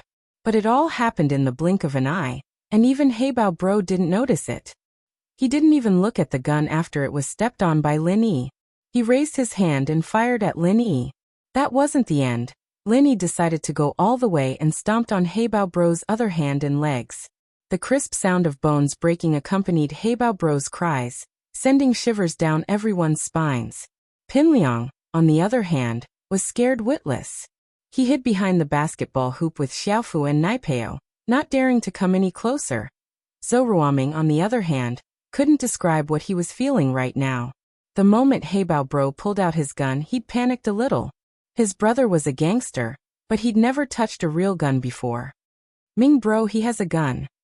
Zhou Ruoming's lackey pointed at Heibao Bro with his mouth wide open. I have eyes, I can see it myself. Zhou Ruoming held his breath as he glared at his lackey. He didn't want to be interrupted at a critical moment like this. Zhou Ruoming felt like he was in a movie, and he didn't have the same uneasiness as Pinliang. Whether or not Lin Yi died, he could just be a bystander and watch the show. Gunshots, howls. But instead of seeing Lin Yi lying in a pool of blood, Zhou Ruoming saw Heibao Bro howling like a madman with only half a palm left. Fuck no way? Ming Bro, I think the gun exploded. Zhou Ruoming's lackey's eyes were wide open. Don't mess with this kid anymore. Zhou Ruoming felt a chill run down his spine as he watched Lin Yi step on Heibao Bro. This kid's a fucking lunatic. Zhou Ruoming didn't want to say that in front of his lackey, but he had to. He didn't want his lackey to mess with this violent maniac, and that would only bring more trouble to himself. Zhou Ruoming knew his own limitations. Even Heibao Bro wasn't a match for Lin Yi, and he'd only end up as an appetizer. But to cover up his embarrassment, Zhou Ruoming added, this kid's a fucking lunatic. What he was trying to say was that Lin Yi was a lunatic, and normal people couldn't compare to a lunatic. That way he could save his face. In actuality, Zhou Ruoming didn't even need to explain to his lackeys. His lackeys were already scared out of their wits. They didn't have the guts to mess with someone who could beat up a gangster like Heibao Bro. This guy's only good at acting. Meng Yao let out a breath of relief when she saw that Lin Yi was fine, but she still put on a cold face. She wanted to say that he was acting, but didn't think it was a proper word. The words came out as acting. I told you this shield bro's a badass. Yushu let out a breath of relief as well, her smile returning to her face as she said to Meng Yao. Chapter 56. It was self-defense. Ouch! Heibao Bro's eyes bulged out of their sockets. Kong Xiaobo didn't seem to be satisfied with that, as he gave him another kick. This time, Heibao Bro fainted. Lin Yi shook his head at Kong Xiaobo. That was one of the more vulnerable parts of the human body, and continuous blows could be fatal. Lin Yi might have looked cruel, but he hadn't hit Heibao Bro anywhere near fatal. Lin Yi didn't want this guy he'd just met at school to end up in jail for murder after all. Stop, he won't be able to take it anymore. Kong Xiaobo woke up from his hot-bloodedness after hearing Lin Yi's words. He looked at the unconscious Heibao Bro in disbelief. Xiaobo's personality had always leaned towards the cowardly side, and he'd never really gotten into a fight since high school, but in his heart he was looking forward to a good fight. After all, it was a shame that he'd never gotten into a fight before as a man. But today he'd done it. The excitement he'd felt just now was too much for him to contain. An ear-piercing siren sounded. Several police cars drove into the first high school with their lights flashing and sirens blaring. Lingshan was quite troubled. Why did so many things happen in Songshan when Captain Yang wasn't home? First the bank robbery, and now a gun-wielding Communist Party member in a school. Lingshan didn't dare be negligent when she heard that it was a gun-wielding Communist Party member. This was a major criminal case. Lingshan ordered her fully armed men to get ready as soon as they entered the school, and they rushed to the scene of the crime. People in front, listen up. You've been surrounded. Please put down your weapons and fight for leniency. The police officer started yelling under Lingshan's orders. Lin Yi frowned. Why were the police here? Who'd called the cops? Lin Yi didn't want to make things too big. Subconsciously, Lin Yi didn't want to see that chick Song again. After yesterday's embarrassing incident, anyone would be too embarrassed to see her again. Lin Yi raised his head helplessly to see Lingshan looking at him with a worried face. Lin Yi sighed and smiled at Lingshan. Since he couldn't hide, he might as well be honest with her. Seeing Lin Yi here, Lingshan's heart skipped a beat. Her face reddened. and her expression darkened. She didn't think that the culprit would be Lin Yi. She looked at the person lying on the ground at his feet, not knowing if he was dead or alive, and the fearful gazes of the people around him. Lingshan subconsciously thought that Lin Yi was the culprit. "Don't move. Hands up." Lingshan pulled out her gun and pointed it at Lin Yi. Lin Yi was surprised to see Lingshan pointing a gun at him. Was this girl trying to take revenge on him? After some hesitation, Lin Yi raised his hand. He was confident that he'd be able to dodge Lingshan's gun and subdue her at this distance, but wasn't there a bunch of police officers with guns nearby? If they thought that he was trying to attack the police, it'd be troublesome. "Take them away." Lingshan pointed at Lin Yi and the others. "Police auntie," Lin Yi was defending himself. "These are the people looking for trouble." Kong Xiaobo panicked when he saw that the police were going to take Lin Yi away. He didn't care about the black muzzles anymore. He wanted to run up and explain.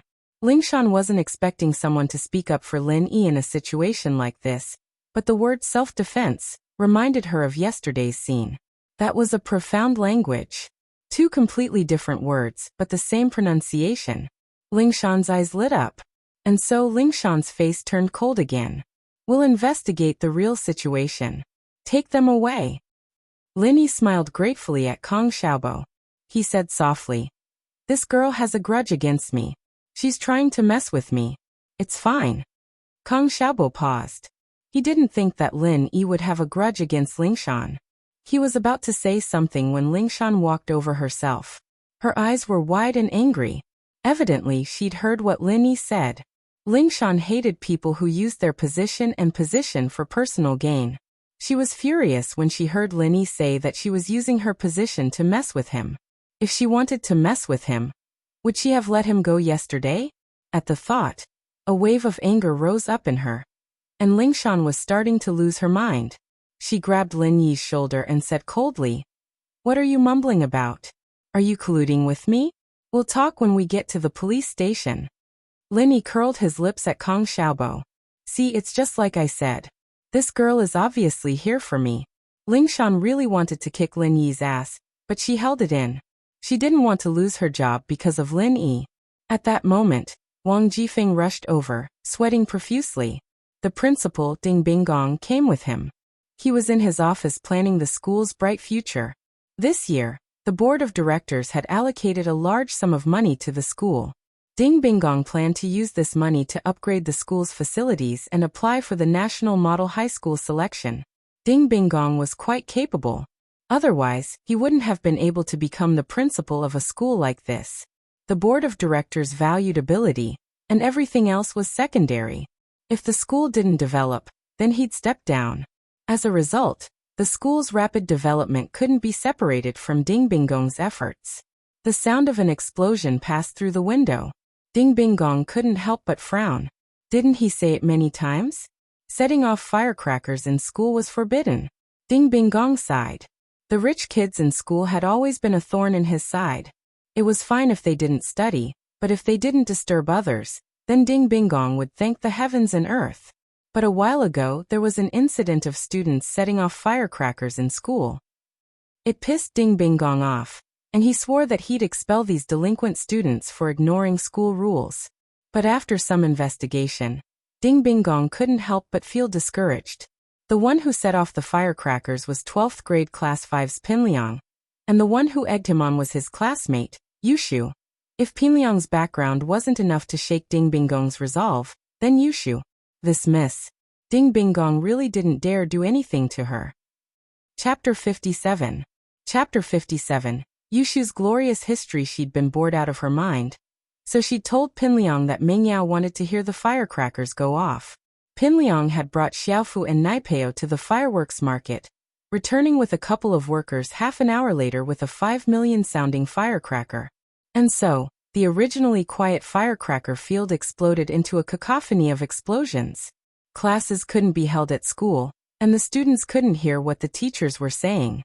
They were all gathered around the windows, looking at Pinliang and the others standing not far from the firecrackers with a smug look on their faces. They were laughing. That's 5 million firecrackers. The firecrackers continued to go off for the entire morning, and the school's teachers didn't dare to get close due to the power of the great god cannon.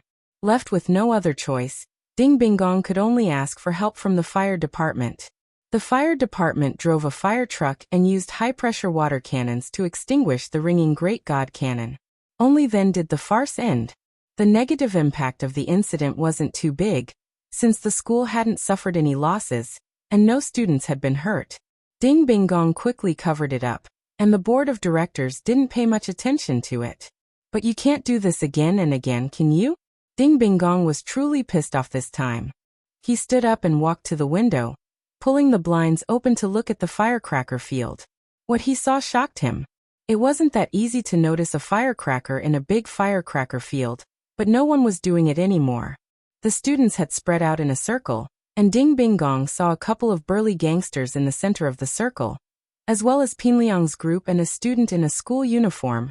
Ding Bingong's face twitched, and he almost lost his grip on the windowsill and fell. Those weren't firecrackers. They were gunshots. Ding Bingong's heart almost jumped out of his chest when he saw what Heibao Bro was holding. He only breathed a sigh of relief after making sure that the injured person wasn't a student. He didn't have time to think about it anymore as he picked up his phone and ran out of the office. A terrorist armed with a gun in a school. If this matter were to get out of hand, he definitely wouldn't be able to take responsibility for it. Forget about applying for the exemplary high school. Even he, Ding Bingong, would have to pack up and leave. Fortunately, there didn't seem to be any casualties, so Ding Bingong was a little relieved. When he went downstairs, he ran into Wang Jifeng, who was rushing up to him. "Headmaster, bad news. Something big has happened. I've seen it. What's the situation now?" Ding Bingong waved his hand, stopping Jifeng from speaking any more nonsense and directly asking him to explain the situation. "It seems like Pinliang hired some gangsters to cause trouble for a student named Lin Yi. But Lin Yi beat them up. He's fine." Wang Jifeng introduced concisely. Lin Yi. The name sounded familiar to Bingong. "It's the student that Director Chu recommended." Wang Jifeng reminded. "Ah, it's him." Ding Bingong's heart skipped a beat. Thank goodness Lin Yi was fine, otherwise the consequences would have been unimaginable. Ding Bingong calmed down after hearing Jifeng's explanation. Gangsters deserve to be beaten to death, as long as the student was fine. The two quickly made their way to the police station, only to see Ling Shan escorting Lin Yi into a police cruiser. Someone of Ding Bingong's position, of course, recognized Ling Shan. He walked up to her with a smile. "Captain Song, why are you taking my student away?" Ding Bingong wasn't afraid of Ling Shan, but if Lin Yi was taken away, it'd affect the school greatly. That was why he was smiling. Especially since Lin Yi was someone Pengzhan had recommended. Bingong had to be even more cautious. "Headmaster Ding, he's suspected of being involved in a violent fight. We're taking him back to assist in the investigation," Ling Shan said coldly. Bingong's face darkened at Ling Shan's lack of respect. "Captain Song, I'm quite close with your captain. Should I give him a call?" "Sure, but the captain's on a plane right now. He probably won't be able to pick up your call," Ling Shan said as she pushed Lin Yi into the police cruiser. Ding Bingong was infuriated. He was a man of status in Songshan, and he'd interacted with many big leaders, let alone Ling Shan. Which family didn't have a child in school? His school, especially, was a private one. It wasn't managed by the city, and answered directly to the board of directors. There were all sorts of people who needed Bingong's help, but this Ling Shan didn't give him any face at all. Bingong dialed Huaijuan's number straight away, but all he got was the cold tone of the phone being turned off. It seemed that Ling Shan hadn't lied to him. Huaijuan would only turn off his phone if he had no other choice, otherwise his phone would be open 24 hours a day. Huaijuan was on the plane back to Songshan early in the morning. He'd been invited by a friend in the police force to help solve a case, but he hadn't expected a bank robbery to happen in Songshan a day after he'd left. He had no choice but to book a morning ticket and rush back to Songshan without stopping. Heibao Bro's two underlings were brought into the police cruiser as well. Pinliang and the others naturally escaped, while Heibao Bro was sent to the hospital. "Lin Yi, you're quite something, aren't you? You just got shot yesterday, and you're in a gunfight today?" Ling Shan said, annoyed at the nonchalant look on Lin Yi's face. Most people would be dejected when they were brought into a police cruiser, but this Lin Yi didn't seem to care at all. Lin Yi rolled his eyes as he looked at Ling Shan before turning his eyes elsewhere. He had to admit that she was very pretty, especially when she was in uniform. It was enough to make Lin Yi's imagination run wild. "What's with that attitude? I'm asking you a question," Ling Shan said, getting even angrier at the fact that Lin Yi wasn't paying attention to her. "People used to say that women with big boobs were brainless, but I didn't believe them. But now I believe you." Lin Yi raised his head, his eyes scanning Ling Shan's body a few times. "What do you mean?" Ling Shan said, uncomfortable under Lin Yi's gaze.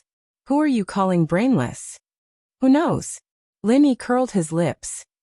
Anyone with a bit of intelligence would be able to tell that it was those people who came to the school to cause trouble, and I was just acting out of self-defense.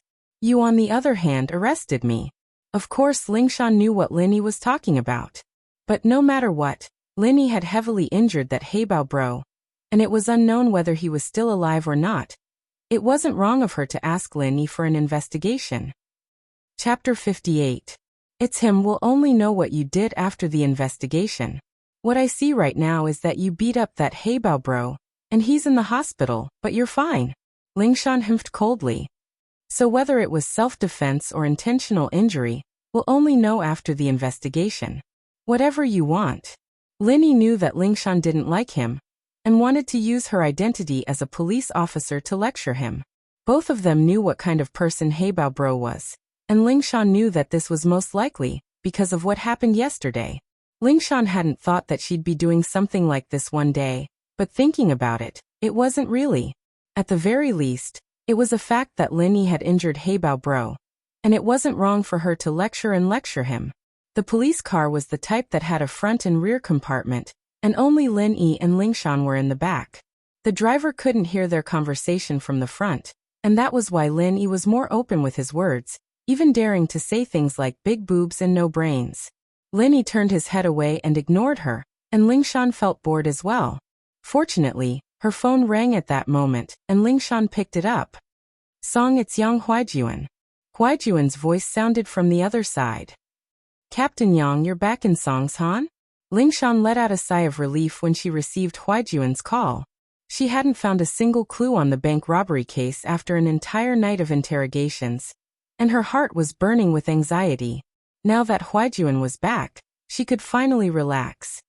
"Yeah, I just got back. I'm on my way back to the station. Are you alright?" Huaijuan asked. Heibao bro, a member of the Communist Party, went to Songshan's first school with a gun. "I just went to deal with it," Ling Shan reported honestly. "What? Heibao bro went to school with a gun?" Huaijuan jumped in fright at the news, not expecting so many things to happen in Songshan in just a day. "Not much, but Heibao bro was heavily injured by a student, and he's in the hospital. I've brought the student back to the police station for further investigation." Ling Shan couldn't help but glare at Lin Yi. "Alright, we'll talk about it when I get back," Huaijuan said with a sigh of relief. The police car roared all the way to the Songshan police station, and Ling Shan personally escorted Lin Yi out of the car. The other two underlings of Heibao bro were escorted out by other officers. At the same time, another police car drove into the yard, and Ling Shan's eyes lit up when she saw the license plate. It was Captain Yang Huaijuan's car. As expected, a tall, tan man jumped out of the car and walked quickly towards the police office. It was Yang Huaijuan, the captain of the city's criminal investigation team. Lin Yi saw Huaijuan at the same time Ling Shan saw him. Why was it him? Lin Yi's pupils shrunk, and he quickly lowered his head. "Captain Yang," Ling Shan said happily as she waved at Huaijuan. Lin Yi really wanted to give this Ling Shan a kick.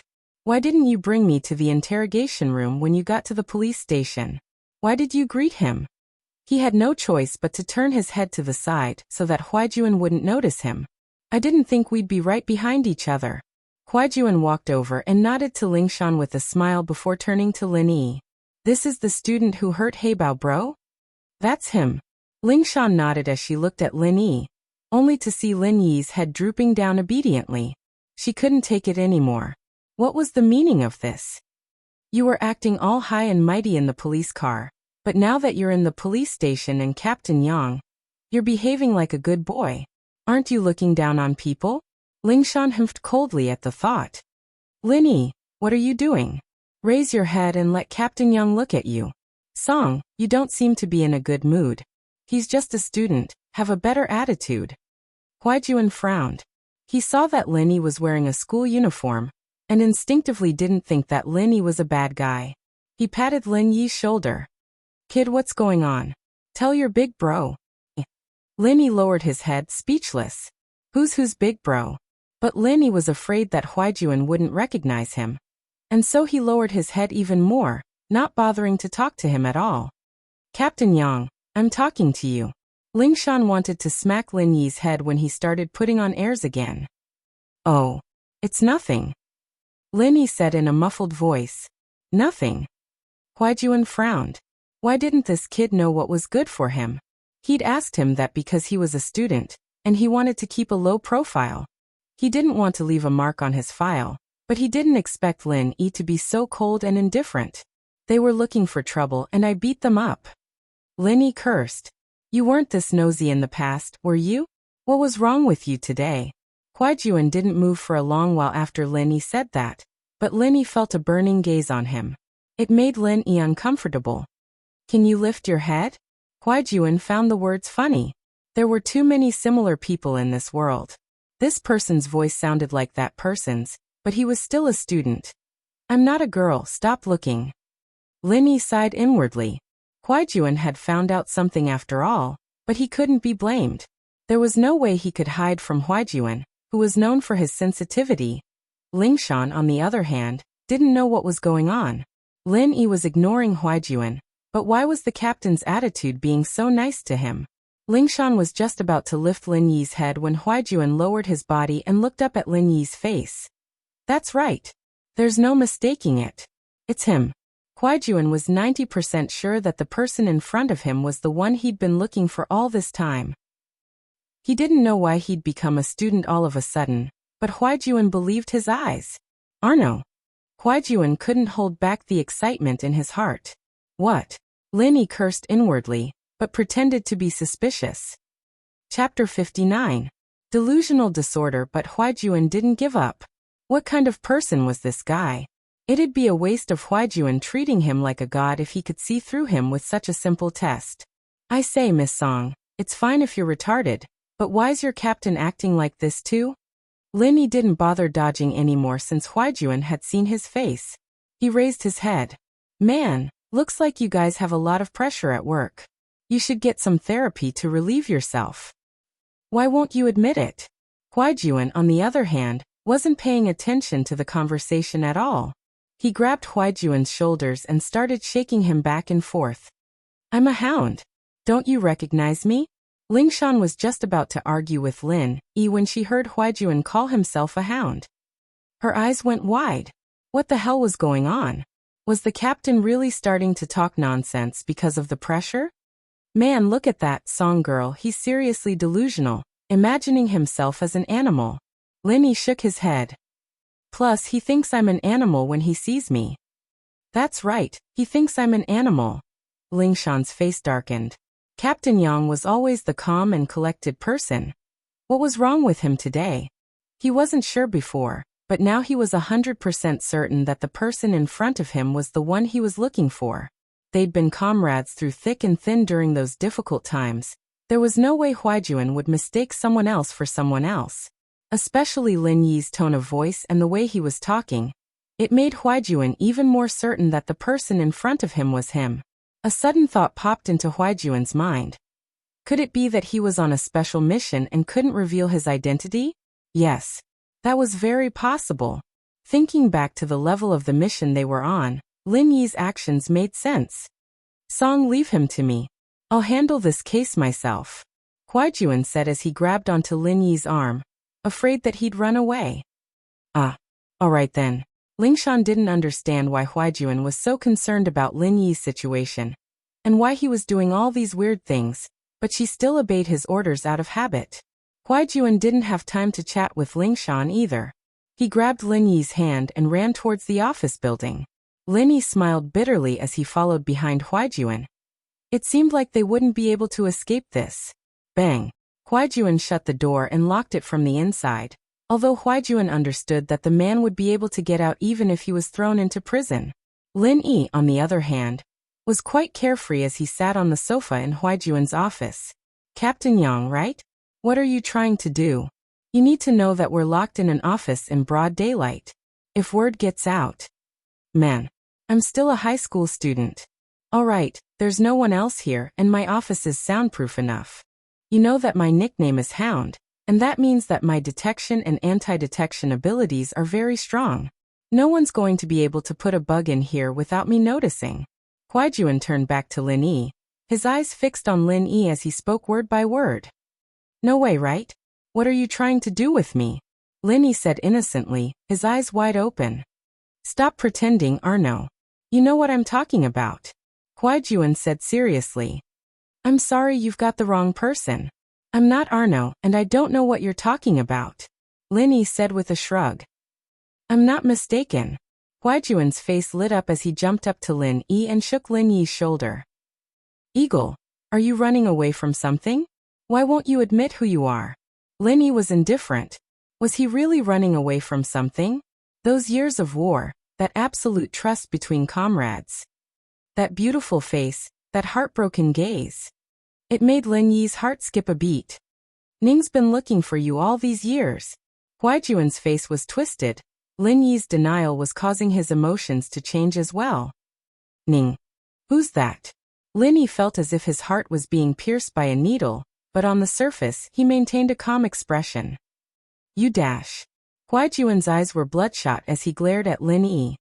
You're trying to run away, aren't you? You're going to ruin her life. Huaijuan clutched at his chest abruptly as beads of sweat rolled down his forehead like rainwater. His face was white and twisted, and his body was trembling uncontrollably. What's wrong? Lin Yi was startled. Yes, he could deny everything, but Lin Yi couldn't just turn a blind eye to his former comrade, someone he'd put his life in. Huaijuan pulled out a bottle of medicine from his pocket with difficulty, opening it with trembling hands, and popping a pill into his mouth. His face relaxed a little after a while, but he was still panting heavily. Lin Yi glanced at the label on the bottle. It was an imported sedative and painkiller. His face changed instantly. Why are you taking this medicine? Lin Yi was well aware of Huaijuan's physique. He was as strong as a bull, and it was impossible for him to have any hidden illnesses, but now? You're finally admitting it? Huaijuan's face was still pale, but there was a trace of a smile on his lips. Let's not talk about that for now. What's wrong with your body? Lin Yi asked as he helped Huaijuan onto the sofa, no longer bothering to deny it. I'm not that fragile, I'm fine. Huaijuan said with a grin on his face. It was obvious that he was happy. Eagle, I know I'm not mistaking you for someone else. You've grown taller these past 2 years, and the sharpness in your eyes has lessened, but I still recognize you. Fine, I'll admit it. Tell me what's wrong with you first. Also, why'd you retire? Isn't the organization you're with a lifetime membership? Lin Yi couldn't imagine what had happened to Huaijuan in the past 2 years. Huaijuan looked strong on the outside, but Lin Yi could sense a trace of sickness on his face. Old Lin was a famed miracle doctor in the village, and so Lin Yi's medical skills had been passed down to him as well. Chapter 60. Don't call me Eagle. Injured? How'd you get injured? Lin Yi asked. I got a new mission after we came back from North Africa, and it was to track down an international drug trafficker. I didn't expect them to have a master in their midst, and I got injured. Huaijuan smiled bitterly at this point. I guess I was lucky though. They thought I was dead when they saw me fall down, but Armadillo and the others. Armadillo? What's wrong with him? Lin Yi's heart skipped a beat.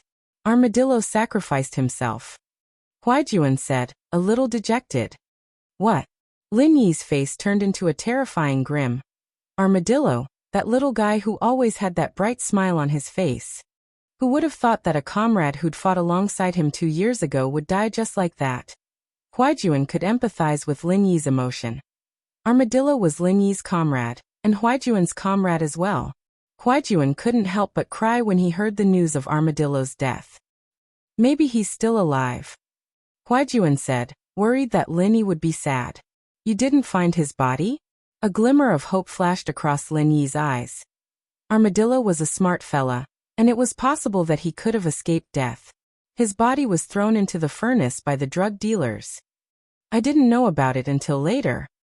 Huaijuan sighed. I was in so much pain when I woke up that I couldn't care less about anything else.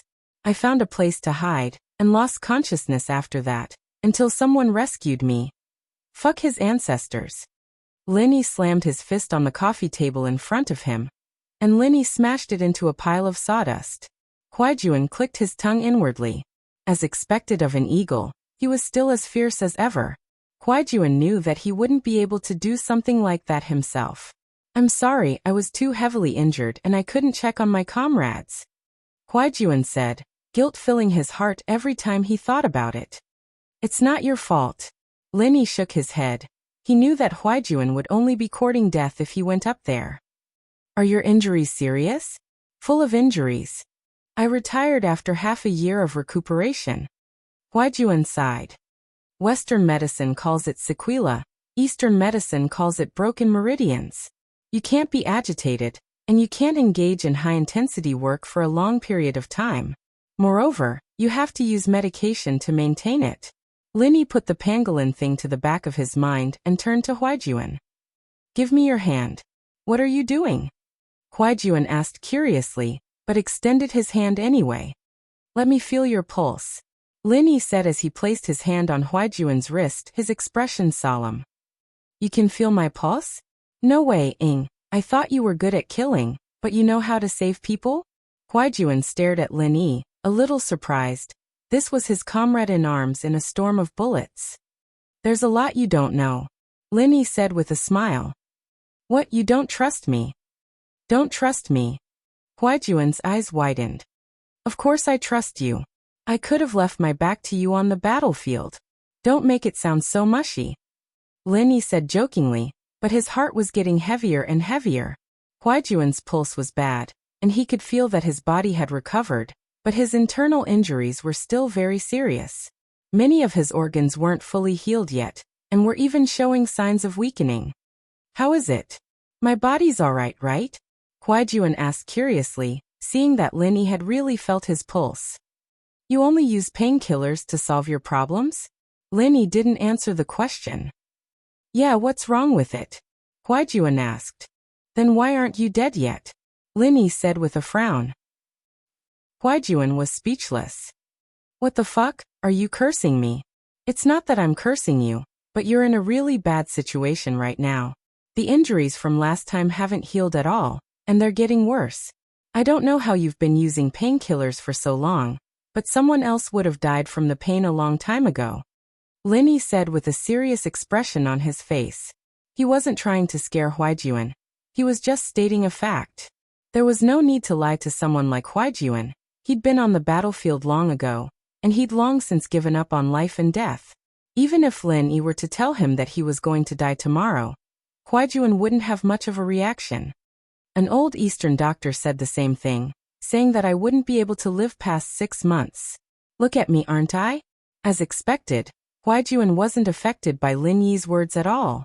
He was stretching his arms and legs in a relaxed manner. He's right. Half a year is too much for you. Lin Yi nodded. Eagle, can you stop mocking me? Do I look like someone who's about to die? Huaijuan glared at Lin Yi, a little displeased. My name's Lin Yi, don't call me Eagle. Lin Yi said as he looked at Huaijuan. That's why I said it's a miracle that you're still alive. And it might have something to do with your strong willpower. What's wrong with that? Huaijuan continued. You can still use painkillers to alleviate the pain, but it'll only get worse in the future. Lin Yi said. You might have noticed it by now, but the frequency and dosage of the painkillers has increased. You really know medicine? Huaijuan asked, surprised that Lin Yi had hit the nail on the head. What do you think? Lin Yi said as he let go of Huaijuan's hand. He had a rough idea of what was going on. Huaijuan's situation was very complicated. There was a saying that all medicines had some side effects, and every herb would damage the body's organs to a certain degree. In other words, if Lin Yi were to prescribe a medicine for the heart, it'd affect Huaijuan's spleen or liver, but if he were to prescribe a medicine for the liver, It'd affect his heart or kidney. All in all, there'd be side effects to the other organs no matter which part he treated. It'd be better if he didn't treat it, and it'd only speed up his death. Huaijuan couldn't help but ask when he saw Lin Yi deep in thought. What's wrong? What are you thinking about? Chapter 61. A girl he'll never forget. Holy shit. Huaijuan slapped his thigh as he looked at Lin Yi. Not bad, not bad. You're the captain of the hounds after all. The army invited the most famous Eastern medicine specialist in the country, Elder Chen Xuezhi, to see me after I got injured. He said the same thing after looking at me. Chen Xuezhi. Lin Yi felt like he'd heard the name before, but couldn't remember where he'd heard it from. Yeah, he was the one who said I wouldn't live past 6 months. Huaijuan said with a smile. He told me not to treat it if I wanted to die slower. Maybe I'd live a couple more days with painkillers. What kind of bullshit is that? Lin Yi couldn't help but frown. I'll go back and think about it. I'll come up with a plan as soon as I can, but I can write you a prescription first. It'll be better than Western painkillers, and the side effects won't be as bad. With that, Lin Yi walked over to Huaijuan's desk and grabbed a pen and paper. He quickly wrote down a prescription and handed it to Huaijuan. You'd better get this prescription yourself, and don't let anyone else know about it. Also, I don't want anyone else to know about my past, so don't bring it up again. It really works. Eagle, you've given me such a big surprise. Huaijuan said as he took the prescription from Lin Yi's hands. He stared blankly at the dense list of Eastern medicine names on it. It couldn't have been written randomly. Most people wouldn't even be able to write down the names of the Eastern medicine. I told you, don't call me Eagle. I'm Lin Yi. Lin Yi corrected. All right, Lin Yi. Huaijuan nodded as he put the prescription away carefully. It was a prescription from his former captain and comrade. And Huaijuan trusted it unconditionally. He'd die if he didn't take it, and who knew how long he'd be able to live for. You're really a god, no wonder Xiaoning is so tiny. Hearing this name, the smile on Lin Yi's face suddenly froze. After a long time he raised his head and said, She still remembers me? She asked about you the last time I saw her. Huaijuan said with a nod. Perhaps I'm just casually asking. Lin Yi bitterly smiled. The two of them were people from two different worlds, and it was impossible for them to be intertwined. Even if they were to be intertwined, they were destined to be separated. There was no such thing as equality between people. Lin Yi understood this very well. At least for now, Lin Yi didn't have the ability to give her a future. Are you trying to shirk your responsibility? Huaijuan's expression was agitated as he glared at Lin Yi. Huaijuan's weird reaction surprised Lin Yi, but Lin Yi seemed to understand something in an instant. You like her? Huaijuan fell silent under Lin Yi's question. After a while he finally spoke up. There wasn't a single person in the suicide squad who didn't have feelings for her. But this was also an acknowledgement of his thoughts. She's quite a good match for you. Lin Yi knew about Huaijuan's parentage. They were a good match, weren't they? What do you mean? Huaijuan jumped up as if his foot had been stepped on. He pointed at Lin Yi with a dark expression. What kind of person do you think I am? You can't bully a friend's wife. I, hound, wouldn't do something like that no matter how much of an asshole I am. She's not my wife, Lin Yi said faintly with a shake of his head. All right, I'm leaving. I'll leave Lingshan's matter to you. I'm sure it won't be a problem. With that, Lin Yi stood up and walked towards the door. I really want to kill you, Huaijuan said as he aimed a punch at Lin Yi's back. Lin Yi didn't even turn his head as he grabbed his arm. As long as you can do it. Huaijuan knew that the gap between him and Lin Yi wasn't small at all, and he let go of Huaijuan's arm dispiritedly. Lin Yi, on the other hand, let go of Huaijuan's arm and walked out of the office. Lin Yi's expression didn't change much, but his thoughts couldn't help but wander back to the days of war. The girl he met and parted with in his life. These 2 years, Lin Yi would often wake up from his training at night, sweating profusely every time. This was something that Lin Yi hadn't experienced ever since he started practicing the art of dragon mastery. But those melancholy eyes were like a demon in his heart, filling up Lin Yi's nights. Lin Yi couldn't help but wake up from his training every time he saw that sad and resentful gaze. It was a never-ending nightmare. Had he really forgotten about her? Obviously not. She was a girl that any man would never be able to forget for the rest of their lives. But Lin Yi knew very well that her radiance didn't belong to him. If the 17-year-old Lin Yi still had a trace of arrogance in him, the current Lin Yi understood the cruelty of reality. Going to her would only bring trouble to her and the people around her. They weren't of the same social class, and a nobody hitting on a princess was bullshit. From the moment Lin Yi was taken away by the police, Chief Chen's phone never stopped ringing. First, it was the headmaster of first school, Ding Binggong. Chief Chen was very careful with Ding Binggong's calls, and promised him that he'd investigate the matter thoroughly. However, the people who called later were getting more and more important. First, it was Peng Zhan's uncle Fu, and now it was Peng Zhan himself. Chief Chen had no choice but to call Ling Shan, urging her to solve the case as soon as possible. She had to be fair and just, and he couldn't let people talk behind his back. But the news he got from Ling Shan was that Huaijuan had just come back and taken Lin Yi away. Chief Chen had no choice but to call Huaijuan again. What? He's released already? Chief Chen was startled. Wasn't this Huaijuan a little too fast?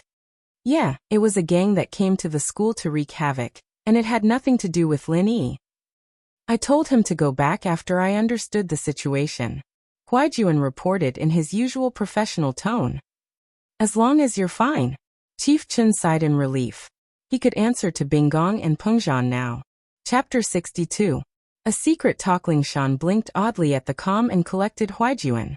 She couldn't hold it in any longer. Captain Yang, do you know Lin Yi? He looks like a friend of mine. I got too excited and made a mistake. Huaijuan said with a smile.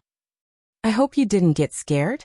Since Lin Yi didn't want him to reveal his identity, Huaijuan couldn't say too much. No, Ling Shan shook her head. What kind of friend could make Captain Yang lose his composure like that? But she didn't ask. Lin Yi was just about to flag down a taxi when Faubert's Bentley stopped beside him. Faubert poked his head out. Get in, Mr. Lin. Lin Yi nodded, not bothering with pleasantries as he walked over, and opened the door to the front passenger seat. He was surprised to find another man in the back seat, Peng Zhan. Hello, Uncle Chu. Lin Yi greeted politely. Are you all right, Lin Yi? Peng Zhan asked, a kind smile on his face as he looked at Lin Yi. Lin Yi had always thought that Peng Zhan was being a little too nice to him. Was there some sort of secret behind all this, or? But since Peng Zhan wasn't going to talk about it, Lin Yi didn't press the issue. It's nothing, just a couple of Communist Party members trying to cause trouble at school. I taught them a lesson, and the police let me go after understanding the situation. That's good. Peng Zhan nodded. Yao Yao's situation. It's all thanks to you. I just heard about what happened yesterday from Li Fu. You did a great job. It's what I should do. Lin Yi, on the other hand, didn't think much of it. He'd taken Peng Zhan's money for free after all. Right. How are you getting along with Yao Yao? She didn't kick you out again, did she? Peng Zhan felt a headache coming on at the thought of his daughter. No, Yao Yao is very easy to get along with. Lin Yi smiled. Naturally, he wouldn't tell on Meng Yao in front of Peng Zhan. That would be pure idiocy. No matter how naughty Meng Yao was, Peng Zhan had nothing but love for her. It'd be hell if he got fired for talking like that, and so he decided to praise Meng Yao at the right time. When Faubert heard Lin Yi's words, he opened his mouth and wanted to say something, but in the end he didn't say anything. Hee, are you getting along well? Peng Zhan seemed to be very happy with Lin Yi's words, a gratified smile on his face. Yao Yao is actually a good kid, just a little headstrong. You just have to give in to her a little more. Don't worry, Uncle Chu, I will. Lin Yi agreed without hesitation, but he remembered what the Baldy had said in the robber's car yesterday. Uncle Chu, there's something I should talk to you about. Lin Yi hesitated before deciding to talk to Peng Zhan. There's something I should tell you, Uncle Chu. Oh. Peng Zhan paused, then smiled. What is it? Just say it. It's about what happened yesterday. It's about the bank robbery. Lin Yi said. How about this? Let's find a place to talk about it. Faubert isn't an outsider, but he's driving. I don't want him to be distracted. Peng Zhan nodded. Okay. It seemed like Lin Yi wouldn't be able to go to school today, so he might as well not go. Mr. Chu, are we going home? Faubert asked. Yes, let's go home to the villa by the bay. Pengzhan ordered. The villa by the bay was Pengzhan's private villa, but he was always busy with business and didn't go home often. Most of the time the villa was empty. Mengyao, on the other hand, lived in Pengzhan's villas in the city for the convenience of going to school. The villas were built by Pengzhan Industries, and Mengyao, of course, lived here because Yushu lived here as well. The two had been best friends since elementary school, and their relationship couldn't get any tighter than that. Pengzhan's villa, on the other hand, was built in the suburbs, taking up a large piece of empty land. It was surrounded by green grass and flowers, and there was a road in the middle that led to the main building of the villa. Of course, this was private property, and outsiders weren't allowed to enter. Upon entering the door, Faubert shone a laser card on the door, and the door opened slowly. Linny glanced at the brand of the door opener. It should be the most advanced rolling code opening system in the world. Even if the card was lent to someone else, it wouldn't be able to be duplicated. The code between the door opening system and the card was unique, and the MCU in the card calculated the code and fed it back to the door opening system. But it wasn't unbreakable. Of course, Linny didn't mention it, because this was considered very safe for civilians. But if yesterday's incident wasn't investigated properly, then Linny would have to do some security upgrades to Mingyao's villa. He couldn't guarantee that he'd be by Mingyao's side 24 hours a day. The car stopped in front of the villa, and Faubert got out. He opened the door for Pengzhan and Linny, and returned to the car after Linny and Pengzhan got out. Faubert isn't coming in with us? Linny heard from Pengzhan that Faubert wasn't an outsider, so he asked. He's going to park the car in the garage, and he'll be back soon. Pengzhan could tell what Linny was thinking, and he patted Linny's shoulder with a smile. Li Fu has been with me for more than 10 years. If there's anything urgent when I'm not around, you can just tell Faubert. Linny nodded. Faubert must be a very trustworthy person if Pengzhan said so. The decorations in the villa couldn't be considered luxurious, but it wasn't the kind of luxurious ones. Instead, it leaned towards elegance and classicalness. It could be seen that Pengzhan was a person with good taste, different from the average nouveau riche. Sit anywhere, don't be shy, treat this like your own home. Pengzhan personally found a pair of slippers for Linny, and placed it in front of Linny. This action, on the other hand, made Linny feel a little flattered. But the more he thought about it, the more he felt that Pengzhan was being too close to him. It didn't seem like he was treating a subordinate like this, but more like he was treating his own family. Thank you, Uncle Chu. Linny didn't act too pretentiously. He put on the slippers after thanking Pengzhan. Chapter 63. The Mastermind. The Mastermind. Alright, let's talk in the study. Pengzhan gestured with his hand as he led Lin Yi to the second floor. The study was at the end of the second floor, perhaps because they didn't want to be disturbed, but there wasn't even a housekeeper in this spacious villa. What difference did it make? Perhaps this villa had once been bustling and glorious, but now it was completely deserted. This was what Linny noticed when he went upstairs. The villa was very clean, but there were signs of wear and tear on the handrails. This meant that someone had lived in this villa for a long time, unlike now, where Pengzhan rarely came back once a week. But Lin Yi, naturally, wouldn't ask about this. This was Pengzhan's family business, and it had nothing to do with Lin Yi. As a result, Lin Yi maintained a calm attitude, unfazed in the face of danger. The wear and tear on the leather chair in the study was proof of that as well. Pengzhan must have sat in this chair a lot in the past. Take a seat, Yi. Pengzhan said as he sat down on the leather chair behind the desk. He gestured to Lin Yi. There's a fresher cabinet in the back. There's drinks in there. Take whatever you want. Don't worry, it won't expire. Li Fu will replace it regularly. I'm not thirsty. Lin Yi shook his head. Uncle Chu, let's get down to business first. Alright, let's begin. Pengzhan nodded, signaling for Lin Yi to begin. It's like this. I'm sure you already know that the robbers yesterday weren't after the bank, but Miss Chu. Lin Yi said. I don't understand why they'd go through so much trouble to kidnap Miss Chu. It would have been easier to kidnap her from the school or the villa. Haha, are you trying to remind me to investigate the true purpose of these people? Pengzhan said with a smile. Indeed, you're right. They might have gone through a lot of trouble to kidnap Miss Chu, but they have a reason for it. What reason? Lin Yi didn't think that Pengzhan would have thought of this. It seemed like he was overthinking things. Confused. Pengzhan put away his smile and said seriously, "This way, people will think that they didn't kidnap Yao Yao, but used her as a hostage during the bank robbery." These were two different natures that could mislead the police's investigation. This way, the police would see this case as a robbery and not a kidnapping case. This would give the robbers enough time to make their next move. But, what I don't understand is, how did they calculate Yao Yao would appear in the bank at that time? I've done some analysis on this. Yesterday, the school instructed everyone to apply for a bank card, so that they can deposit their tuition fees. After school ends, the banks will close for the day. There's only one 24-hour bank in the vicinity, so if Miss Chu wants to apply for a bank card, she'll definitely go to that bank. Linny voiced his thought. He hadn't thought of what Pengzhan had said before, since he didn't know what these people's true intentions were, or what they really wanted. So Pengzhan's words gave Linny an idea. These people are after you. Probably. Pengzhan nodded. This time, when I went to negotiate the contract, the other party gave a lot of harsh conditions, and I didn't agree to them. They didn't make any concessions either, they just kept dragging it out, as if they were waiting for something. Now that I think about it, Yao Yao's incident happened at that time, and these two things might be related. Oh? Linny raised an eyebrow. So that's the case. No wonder Pengzhan said that these people robbed the bank to mislead the police's investigation.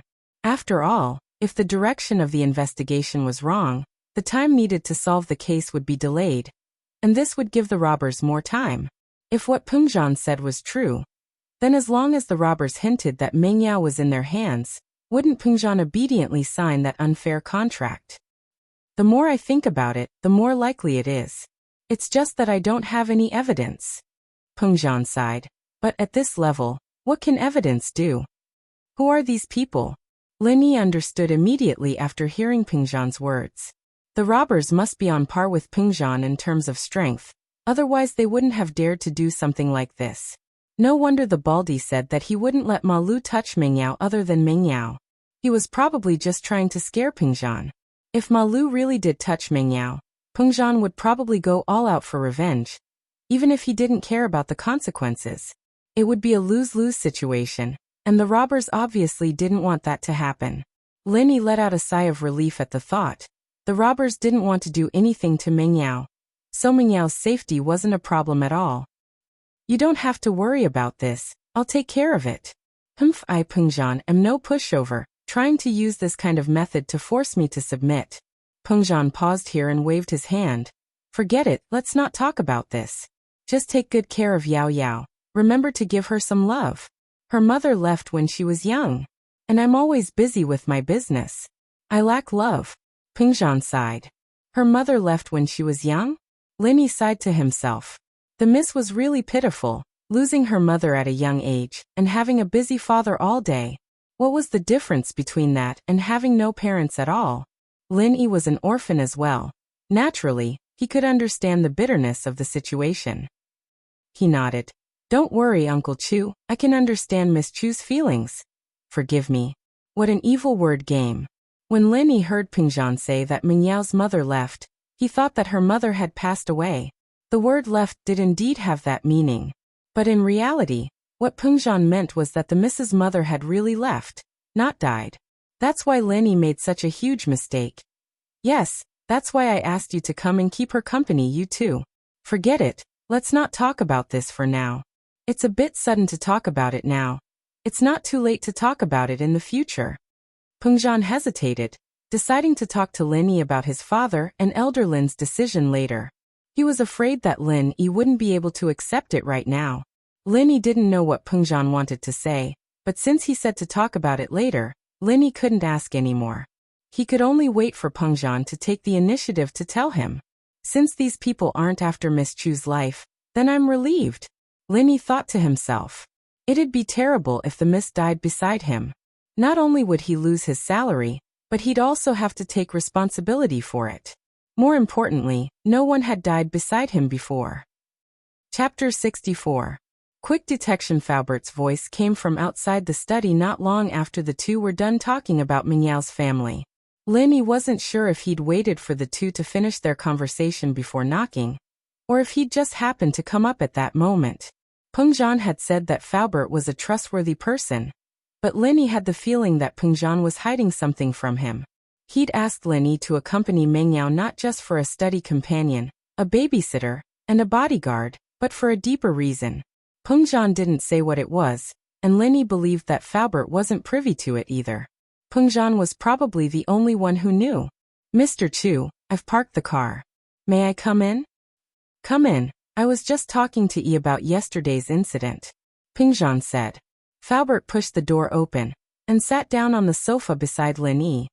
"We were talking about why the kidnappers chose the bank earlier, and he said that it's because the school requires every student to get a bank card to save their tuition and fees." Pengzhan continued the topic when he saw Faubert come in. "From this, we can see that there's someone in Yao Yao's school. The kidnappers wouldn't have chosen this time to rob a bank." "Yes." Linny nodded. "That's what I was thinking too.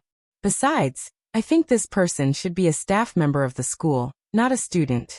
Only a staff member would know about these things beforehand, and by the time the students knew about it, it'd already be time for school to end. It'd be too late for the kidnappers to make preparations." "Not bad." Pengzhan nodded approvingly, pleased with Lin Yi's intelligence.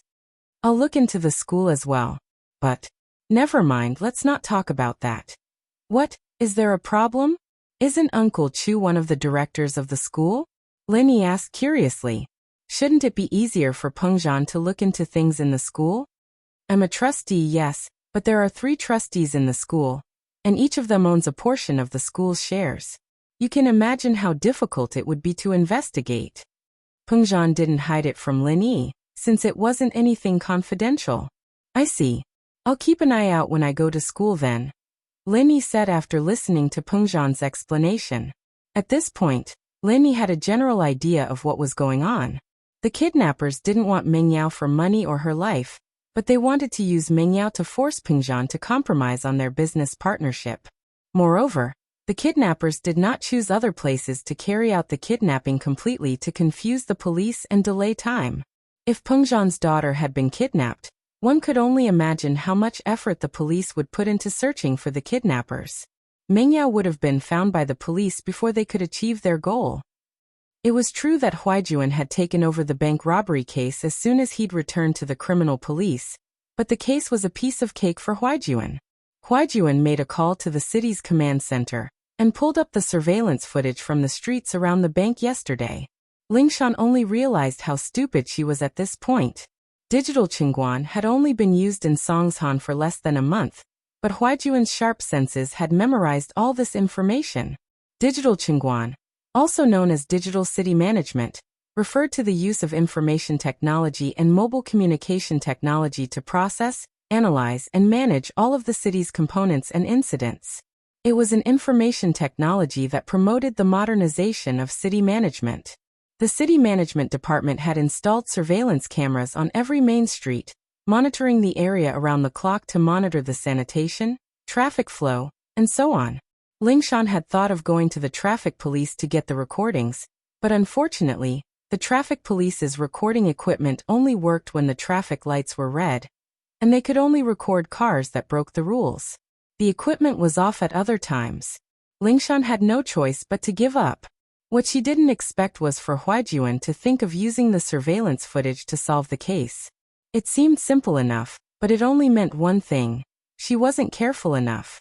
Things that seemed to be insignificant to the job often played an unexpected role at the critical moment. With the surveillance video, everything became much easier. Because the city management's round-the-clock surveillance camera had just been activated recently, it was still in the trial stage. Not many people knew about it, so the kidnappers couldn't possibly know about it. In fact, they didn't know about it either. On the road that Zhang Xiaoheng was responsible for, not long after the first Song A74110 car left, a second commercial van with the license plate of Song A74110 passed by. Without a doubt, this was the car that the robbers were in. What happened next was that they followed the clues and locked onto the approximate location of the kidnapper's car.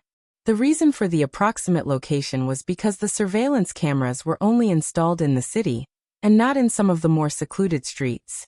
They could only use the footage to determine the location of the kidnappers. But even so, it was more than enough. The search was much easier now that the area had been narrowed down to a certain extent. Pinliang had been in a state of panic the entire day. He didn't think that a country bumpkin transfer student would be this strong. He'd been pissed off yesterday, and now he'd beaten up one of the school's bosses, Zhou Ruoming. He'd thought that Zhou Ruoming was going to die a horrible death, but it was Heibao Bro he'd found that got beaten up. Pinliang finally understood the difference in strength. Heibao Bro couldn't beat Lin Yi even with a gun, so what could he possibly do? But he couldn't act too weak in front of Naipeo and Xiaofu too. He hated Lin Yi to the bone, but he was also scared to the bone. Normal methods wouldn't work on Lin Yi, and he'd have to think of something else if he wanted revenge. Liang Bro, why's this Lin Yi so strong? Xiaofu said, a little displeased. But isn't that Heibao Bro a little too weak? I thought he'd be more capable, but he's about the same as us yesterday. Yeah, he's such a coward with a gun. If I were him, I'd shoot that Lin Yi kid. Naipeo said angrily. Xiaofu and Naipeo had never been in the underworld before, and they'd only heard Pinliang talk about how strong Heibao Bro was. They didn't think much of it after seeing him today. Chapter 65. Chapter 65. Do you like him? Zhou Ruoming was just as shocked. Zhou Ruoming decided to keep his distance from Lin Yi after seeing how half-dead Heibao Bro was. The guy was a madman, and Zhou Ruoming didn't want to die just yet. It was a little depressing for him, the second in command of the school, to be afraid of a transfer student. Zhou Ruoming, on the other hand, thought that they'd mind their own business and mind their own business. As long as he didn't provoke Lin Yi, it shouldn't affect him, right? Zhou Ruoming couldn't help but feel pleased at the thought. That motherfucker Pinliang had nothing better to do than provoke a transfer student. He hadn't even gotten to the bottom of the guy's background yet, and he was already trying to mess with Pinliang? Was he tired of living? Hey Yao Yao, do you think Lin Yi's going to be okay? That Lingshan's acting all high and mighty. It's like she's trying to mess with Lin Yi on purpose. Yushu whispered to Meng Yao, who was flipping through her English textbook. Who cares, it's better if he gets arrested and sentenced. He won't have to bother me anymore. Meng Yao humphed. My dad's saving his salary too. You really don't care about him? Yushu looked at Meng Yao with a half-smile. Shu, what's with that look? Meng Yao frowned. Why would I care about him? All right, let's not talk about him. I still need to study. Oh, all right. Yushu pointed at the English textbook in Meng Yao's hands with a smile. Yao Yao, you're holding your English book upside down. You've been reading for so long. You're really something. Ah. Meng Yao blushed as she looked at the book in her hands. She quickly closed the book in a panic and glanced at Yushu before opening it again. She pouted. All right, I just don't want anything to happen to him because of me. After all, I'm the one who started this. I'm the one who told him to deal with Pinliang. I've already called Faubert. He'll take care of it. Haha. Yushu smiled, but her face was full of doubt. Yushu's smile made Meng Yao feel a little uncomfortable. She shrunk her neck, feeling that Yushu was staring at her with a burning gaze. However, Yao suddenly thought of something.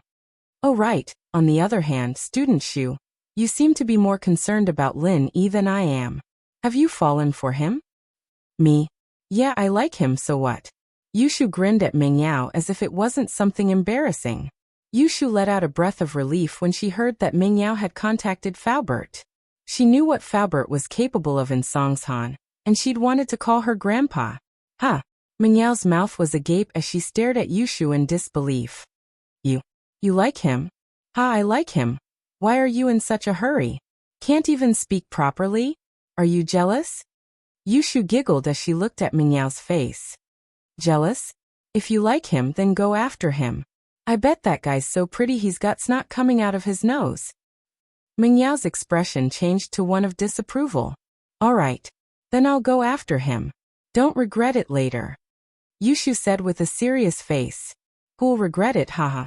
Meng Yao shook her head nonchalantly, but the words made her feel a little uncomfortable. She didn't know why, but it made her feel uneasy. I'm lying. Haha. Yushu didn't continue after seeing that she wasn't teasing Meng Yao. I just don't like Lingshan. She can't touch one of our people if she wants to. Yeah. Lin Yi may be my follower, but he's still one of my people. Mingyao didn't know why, but she let out a sigh of relief after hearing Yushu's explanation. It was an inexplicable feeling, but Mingyao didn't think too much about it.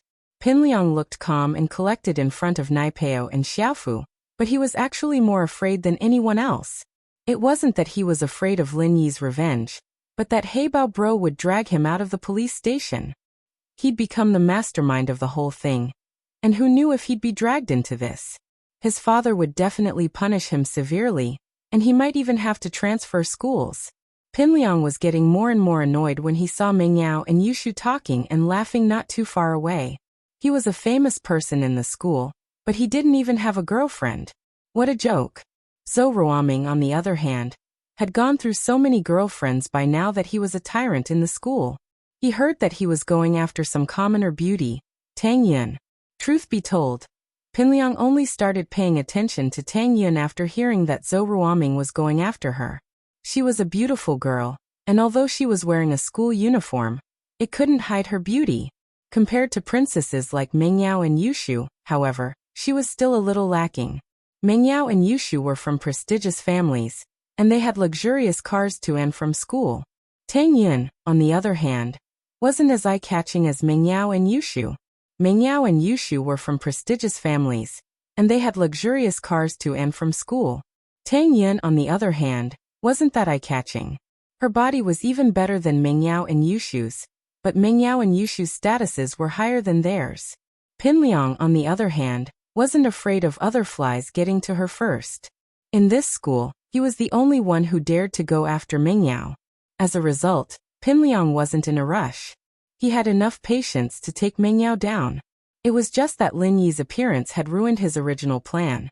He'd called Heibao Bro to school in a fit of rage, not caring about the consequences, and even more so when Heibao Bro pulled out his gun. Everything had changed in an instant, from a gangster wreaking havoc in school to a gang member with a gun. Pinliang was afraid that Heibao Bro wouldn't be able to take it anymore, and if that happened he might not even be able to stay in school, let alone pursue Mingyao. Lin Yi walked out of the police station and looked at his phone. It was already 11 in the afternoon. There weren't any classes at this time, and he was worried about Huaijuan's injury. He'd come in a hurry, and he hadn't brought any Eastern medicine books with him. Lin Yi hesitated and hailed a taxi. To the biggest bookstore in the city. Young man, the biggest bookstores in the city are Xinhua Bookstore and Shuahai Bookstore. They're about the same size. But what kind of books are you looking for? The taxi driver asked. Oh, what's the difference between the two bookstores? I'm looking for medical books. Lin Yi's old man had brought his books back from the city, and he'd never bought them himself. Chapter 66.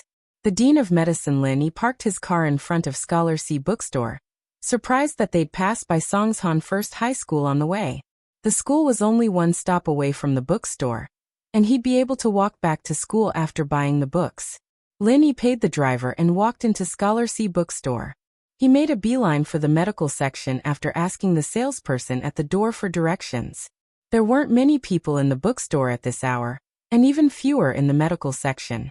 There was only an old man who looked like a pedant flipping through some books in front of a bookshelf. Lin Yi followed the labels on the shelf and found the book he was looking for. There were a couple of uncommon herbs in there, and Lin Yi wanted to confirm them. Huaijuan's internal injuries were complicated, and his bodily functions had been completely messed up under the effects of the painkillers. He didn't know why he wasn't dead yet, but there had to be a master taking care of his body. After all, Huaijuan's family was a force to be reckoned with. You like Eastern medicine, young man? He didn't know when, but the old man had walked up to Lin Yi, looking at the book in Lin Yi's hands as he asked. I've done some research. Lin Yi smiled and nodded at the old man. Are you a student from a medical university nearby, young man? The old man didn't seem like he was going to let the matter drop. No, I'm a student from Songshan First High School. Lin Yi replied casually. He didn't dislike the old man at all. He could tell that the old man was the academic type. Lin Yi wouldn't have bothered to say a word to the old man if he were the type of person who'd use conversation to achieve his goals. Oh, a high school student? The old man was a little taken aback by Lin Yi's words. There were very few young people who were interested in Eastern medicine these days. There were some students from medical universities who'd come to the bookstore to look up information for exams, but they didn't have much interest in Eastern medicine. He'd been looking for a disciple to inherit his legacy all these years, but to no avail. He didn't expect to meet a high school student who was interested in traditional Chinese medicine in the bookstore. There were quite a lot of students in the medical college who studied traditional Chinese medicine, but most of them were inclined to Western medicine. They just wanted to broaden their knowledge by studying traditional Chinese medicine. They never thought about making traditional Chinese medicine their future career and research direction, which made Guan Xuemin very disappointed. To inherit his legacy, he must first be interested in TCM. If he felt that Western medicine was better than TCM, how could he talk about inheriting his legacy? Young man, which do you think is better, traditional Chinese medicine or Western medicine? Guan Xuemin couldn't help but ask. They all have their own strengths, but I'm more inclined towards Chinese medicine. Linny closed the book in his hand and picked up another book next to it. He found the information he wanted and started reading. Western medicine treats the symptoms while Chinese medicine treats the root cause. In some cases, only by treating the symptoms can the root cause be cured. However, it's not a good thing to simply treat the symptoms, but not the root cause. Although Lin Yi's words were a bit ambiguous, they truly hit the nail on the head. He wasn't a die-hard traditional Chinese medicine fan. On the contrary, he had a deep understanding of Western medicine. Both had their own strengths and weaknesses. Only by learning from each other could they save the world. Young man, are you interested in applying to medical college? Guan Xuemin's love for talent was aroused. The more he looked at Lin Yi, the more he liked him. I haven't thought about it yet. It depends on my family. Lin Yi indeed hadn't thought about it yet. It wasn't up to him to decide which university to apply to. It was up to his old man and Chu Pingzhan. If he was fired during this period of time, he wouldn't even be able to think about going to university. He would just have to go back to the mountains. I see. Guan Xuemin was a little disappointed after hearing Lin Yi's words, but he still didn't give up. He took out a business card from his pocket and handed it to Lin Yi. Young man, this is my business card. You can go back and talk to your parents about it. If you are interested in studying medicine, I can help you with the recommendation procedures. I still have this little bit of authority. Lin Yi heard Guan Xuemin's words and was a little surprised when he received the business card. The dean of Songshan Medical University's School of Traditional Chinese Medicine, Guan Xuemin. After seeing Guan Xuemin's identity, Lin Yi didn't doubt his words anymore. Not to mention the dean of a university, even a dean of a faculty in a school had a lot of authority. Thank you. Although Lin Yi didn't have plans to study medicine, he still took the business card politely. Of course, if you have any questions about traditional Chinese medicine, you can call me, Guan Xuemin said. Although he didn't achieve his goal, Guan Xuemin still hoped that Lin Yi would contact him more often. Okay, Dean Guan. Lin Yi nodded. Guan Xuemin seemed to have something else to do. He took a few books and left, leaving Lin Yi alone to continue reading. Lin Yi didn't think much of this small interlude. When it came to medical skills, who could compare with his old man? He heard that when his old man was young, he casually gave a few pointers to a young traditional Chinese medicine practitioner, and that young traditional Chinese medicine practitioner became a famous one. Of course, this was what Lin Yi heard when his old man was drunk. It didn't matter if it was true or not. But Lin Yi had learned a lot from his old man over the years. After finding what he wanted, Lin Yi put the books back. There was no need to buy them for now. If he brought them back to school, he'd probably attract a lot of attention. Until now, Lin Yi still wanted to keep a low profile. But now Lin Yi couldn't keep a low profile even if he wanted to. Lin Yi's name had spread all over the school today. On his way back to school, Lin Yi bought a fruit jianbing from a roadside stall. The cafeteria would probably be out of food by now. Lin Yi went straight to the classroom and saw Meng Yao and Yushu both sitting at their seats, still watching Happy Goat and Big Big Wolf. Yushu looked up at him when he entered the room and poked Meng Yao with her finger. Meng Yao raised her eyelids, but returned to the MP4 in her hands. Lin Yi ignored them and went back to his seat. Hey Yao Yao, Shield Bro's back. He doesn't look like he's been tortured. Yushu said. She'd read too many novels, thinking that people coming out of the police station would be skinned. Humph, that girl Lingshan wouldn't do anything to him. She must have been the one who let him out so soon. Meng Yao curled her lips, dissatisfied with Lin Yi's quick return. Yao Yao, do you think they did that in the police station too? Yushu fantasized.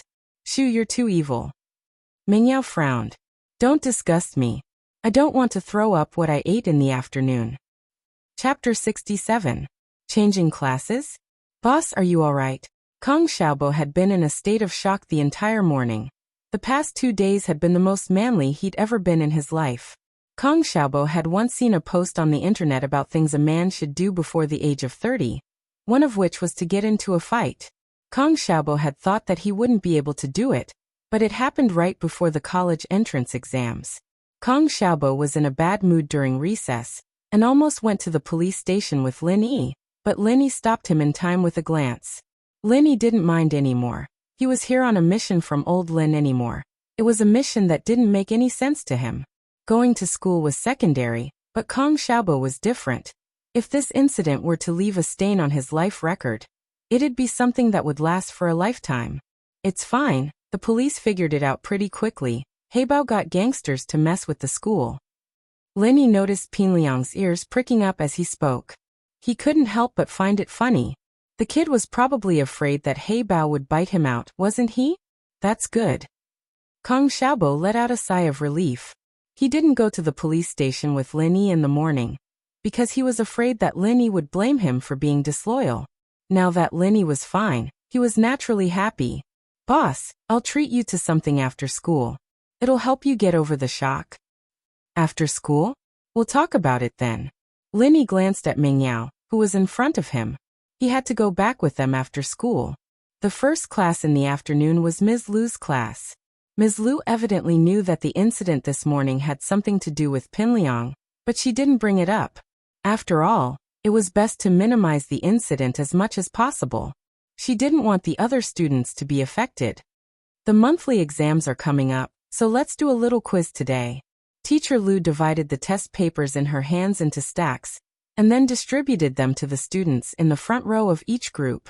She told them to pass them down in turn. In the third year of high school, there was basically a small test every 2 days and a big test every Monday. Many people were already used to it. Although what happened in the morning brought a ripple to the dull and boring study life, there was no extra time to think about things that had nothing to do with study in the short term of high school life. Although what happened in the morning brought endless shock to the first and second year students, for the third year students, it was just a small interlude in their intense study. Of course, the few delinquents who didn't study were an exception. It was an English test paper that was passed to Lin Yi. English was Lin Yi's strong suit. Lin Yi was not only proficient in English, but he was also proficient in many languages around the world. This was also a requirement for the mission. Lin Yi didn't want to show off too much. In this key class of a key high school, maintaining an average standard was enough to get into a good university, so Lin Yi didn't need his results to be too good. After all, it was to accompany Meng Yao to study, and he didn't know when he would finish. So when Lin Yi answered the questions, he purposely made some mistakes and asked Kong Xiaobo to help him hand it in after class. Boss, how was the test? The questions were pretty hard this time. There were a lot of new words that I've never seen before. Kong Xiaobo's results weren't outstanding, it was just average. It's just SOSO, Lin Yi smiled. Not too good. The education in the city is definitely better than in the village, so the questions will be more difficult. Kong Xiaobo thought that Lin Yi wasn't used to it yet, so he comforted him. It'll be fine once you get used to it. Okay, Lin Yi nodded. He couldn't explain much to Kong Xiaobo. Although Lin Yi felt that Kong Xiaobo was a good friend, he couldn't tell him about his own matters. After all, they weren't from the same world. During the second class in the afternoon, someone from the teaching office came to inform them that Jifeng was looking for Lin Yi, Pinliang, Gao Xiaofu, and Naipeo. Lin Yi didn't say anything and walked out of the classroom. Kong Xiaobo, on the other hand, was worried that the school would punish Lin Yi because of this. After all, it wouldn't be worth it if he got punished when he was about to graduate. But Lin Yi didn't think that way. First, he had something on Jifeng, and second, He was just accompanying the princess to study. The files were all fake, so he didn't care if they punished him or not. Pinliang's expression changed as he stood up after some hesitation. Xiaofu and Naipeo followed suit, walking out of the room as well. Pinliang stopped at the door and said to the two, "If Jifeng asks about what happened this morning, we'll just say we don't know anything. Just say that Heibao Bro doesn't know what happened with Lin Yi, and that we only know Heibao Bro. He asked us who Lin Yi was, so we pointed it out to him. The rest has nothing to do with us." Gao Xiaofu and Zhang Naipeo were worried that the school would punish them because of this. After all, their family backgrounds weren't as strong as Pinliang's. Pinliang might be fine, but they might become the scapegoats. They nodded immediately upon hearing Pinliang's order. Pinliang looked at Lin Yi's back and clenched his fists hatefully. He'd lost so much face today, and it was all because of this transfer student. He didn't expect Lin Yi to be this strong. It seemed like his usual method of talking with his fists wasn't working anymore. Jifeng, on the other hand, knew that Pinliang and the others were making things up after listening to their story. He'd already gotten news from the police that Heibao was the security captain of Pinliang's father's nightclub. A security captain coming to school to cause trouble for Lin Yi? Jifeng wouldn't believe that this had nothing to do with Pinliang, but he'd asked the principal for permission, and because of Pinliang's family background, he decided to keep it low-key. Heibao had already taken responsibility for everything at the police station, and Jifeng didn't need to offend anyone anymore. He told Pinliang and the others a few words before letting them go. When only Lin Yi was left, Jifeng didn't ask about what happened this morning. It was obvious that Lin Yi had nothing to do with it, so there was no need for him to ask. Chapter 68. Bold and visionary words. Jifeng knew that Pengzhan had introduced Lin Yi to the school, and so he wanted to use this opportunity to get on Lin Yi's good side. After all, the 12th class wasn't just the 12th class, but the 12th class was also the 12th class. Moving Lin Yi to the 6th class would help him avoid further conflicts with Pinliang. Lin Yi couldn't help but laugh at the words. The guy was afraid that Pinliang and the others would cause trouble for him again. But Lin Yi's true goal was to keep Mengyao company. If Mengyao didn't change classes, he wouldn't be able to do so. Besides, Lin Yi didn't really care about Pinliang and the other clowns. They wouldn't dare cause trouble in front of him anymore. "Thank you, Mr. Wang. I'm doing fine in this class. I just got used to the environment, and I don't want to change." Lin Yi rejected Wang Jifeng's kind intentions. "I see. All right then. Don't be too rash in the future. Just report to the school first. The school will take care of it." Wang Jifeng didn't say anything else after Lin Yi's insistence. It seemed that Pinliang and the others would behave themselves for a while after this incident. The English test results came out during the night study session. As expected of an important class in an important school, even when Kong Xiaobo said that the test was a bit difficult, the total score was 150. There were quite a few students who scored above 130. Kong Xiaobo scored 111, and Lin Yi scored 109. Naturally, Lin Yi did it on purpose. He just wanted his results to be below average in class. He didn't need to draw attention to himself. What surprised Lin Yi, however, was the fact that Mengyao and Yushu had taken up 2 spots among the students who scored above 130. It seemed that these 2 rich girls weren't idiots after all. Lin Yi thought to himself, "Boss, not bad. Your first exam result is not bad." Kong Xiaobo saw that Lin Yi was only 2 points lower than him, and he was secretly surprised. There must be some luck involved. Lin Yi thought to himself, if he had known that this question would be difficult, he would have made a few more mistakes. "Let's go eat something tonight? My treat?" Kong Xiaobo had talked to Lin Yi about this at noon, but Lin Yi did not agree at that time, and said that they would talk about it at night. "Let's do it on the weekend. My house is quite far from the campus. If I go back late, there won't be a car," Lin Yi said to Kong Xiaobo apologetically. "Oh, that's true. There are only a few buses near the school. Let's talk about it on the weekends." Kong Xiaobo obviously misunderstood Lin Yi's meaning. Lin Yi thought that Kong Xiaobo was a good person, and that he didn't want to lie to him. But Lin Yi didn't want to expose the misunderstanding. Lin Yi really did mean that Mingyao's villa was quite far from the school, and Faubert's car wouldn't be waiting for him all the time. There would be no car if he went back late. Lin Yi and Kong Xiaobo walked out of the school gate together after school. He watched Meng Yao and Yushu get into Falbert's Bentley from the corner of his eyes before turning to Kong Xiaobo. I'm going see you tomorrow. See you tomorrow? Kong Xiaobo was in high spirits today. He'd wanted to have dinner with Lin Yi and drink some wine, but Lin Yi didn't have the time. He had no choice but to give up on the idea. What's the rush? Stand right there. The sudden voice startled Kong Xiaobo. He looked up to see Pinliang, Naipeo, and Xiaofu blocking his way. The one who spoke was Gao Xiaofu. Pinliang called his family during the break and learned that Heibao had taken responsibility for everything, but Pinliang's father still gave him a good scolding. Pinliang was getting more and more pissed off. It was all Lin Yi's fault, and he couldn't afford to offend Lin Yi. All he could do was sulk. Xiaofu came up with a strategy. Since Lin Yi couldn't beat him right now, he could teach that Xiaobo beside him a lesson. The kid had been pretty cocky yesterday on the balcony, and now he'd gone up there and kicked Heibao Bro in the crotch. Was he supposed to let him live if they didn't teach him a lesson? Pinliang's eyes lit up. He couldn't afford to piss off Lin Yi, but teaching that coward Kong Xiaobo a lesson would be good too. What? What are you guys doing? Kong Xiaobo had become a man these 2 days, but that was only because he had Lin Yi with him. He was the only one left, and he'd have to be tough even if he wanted to. It was obvious that the three were up to no good, and Kong Xiaobo felt a wave of fear rise in his heart. What are you doing? Don't you know what you've been doing these 2 days? Pinliang smiled coldly as he reached out and patted Kong Xiaobo's face. Kong Xiaobo, I never knew that you were a hidden character. What did I do? Kong Xiaobo knew that even if he begged for mercy, it wouldn't do anything. Since he was already enemies with Pinliang, he might as well go all the way. At most, he'd get beaten up, but he wouldn't be able to kill him.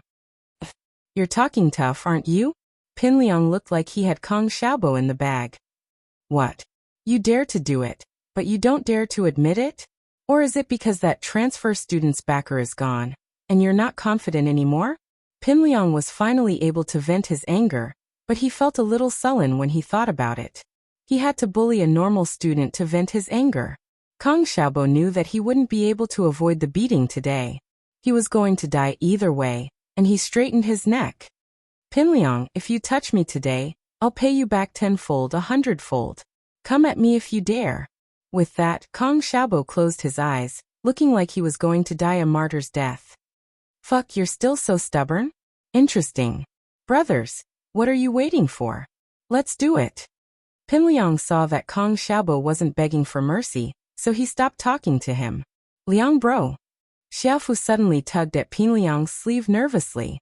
What's wrong? Pinliang frowned. What's wrong? Xiaofu pointed not far away, panicking. Liang bro, look over there. What?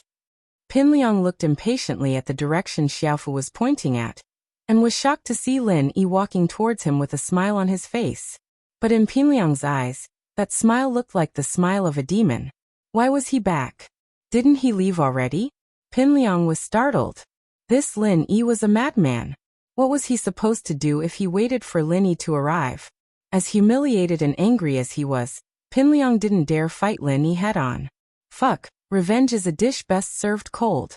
I'll return the humiliation I received today 100-fold in the future.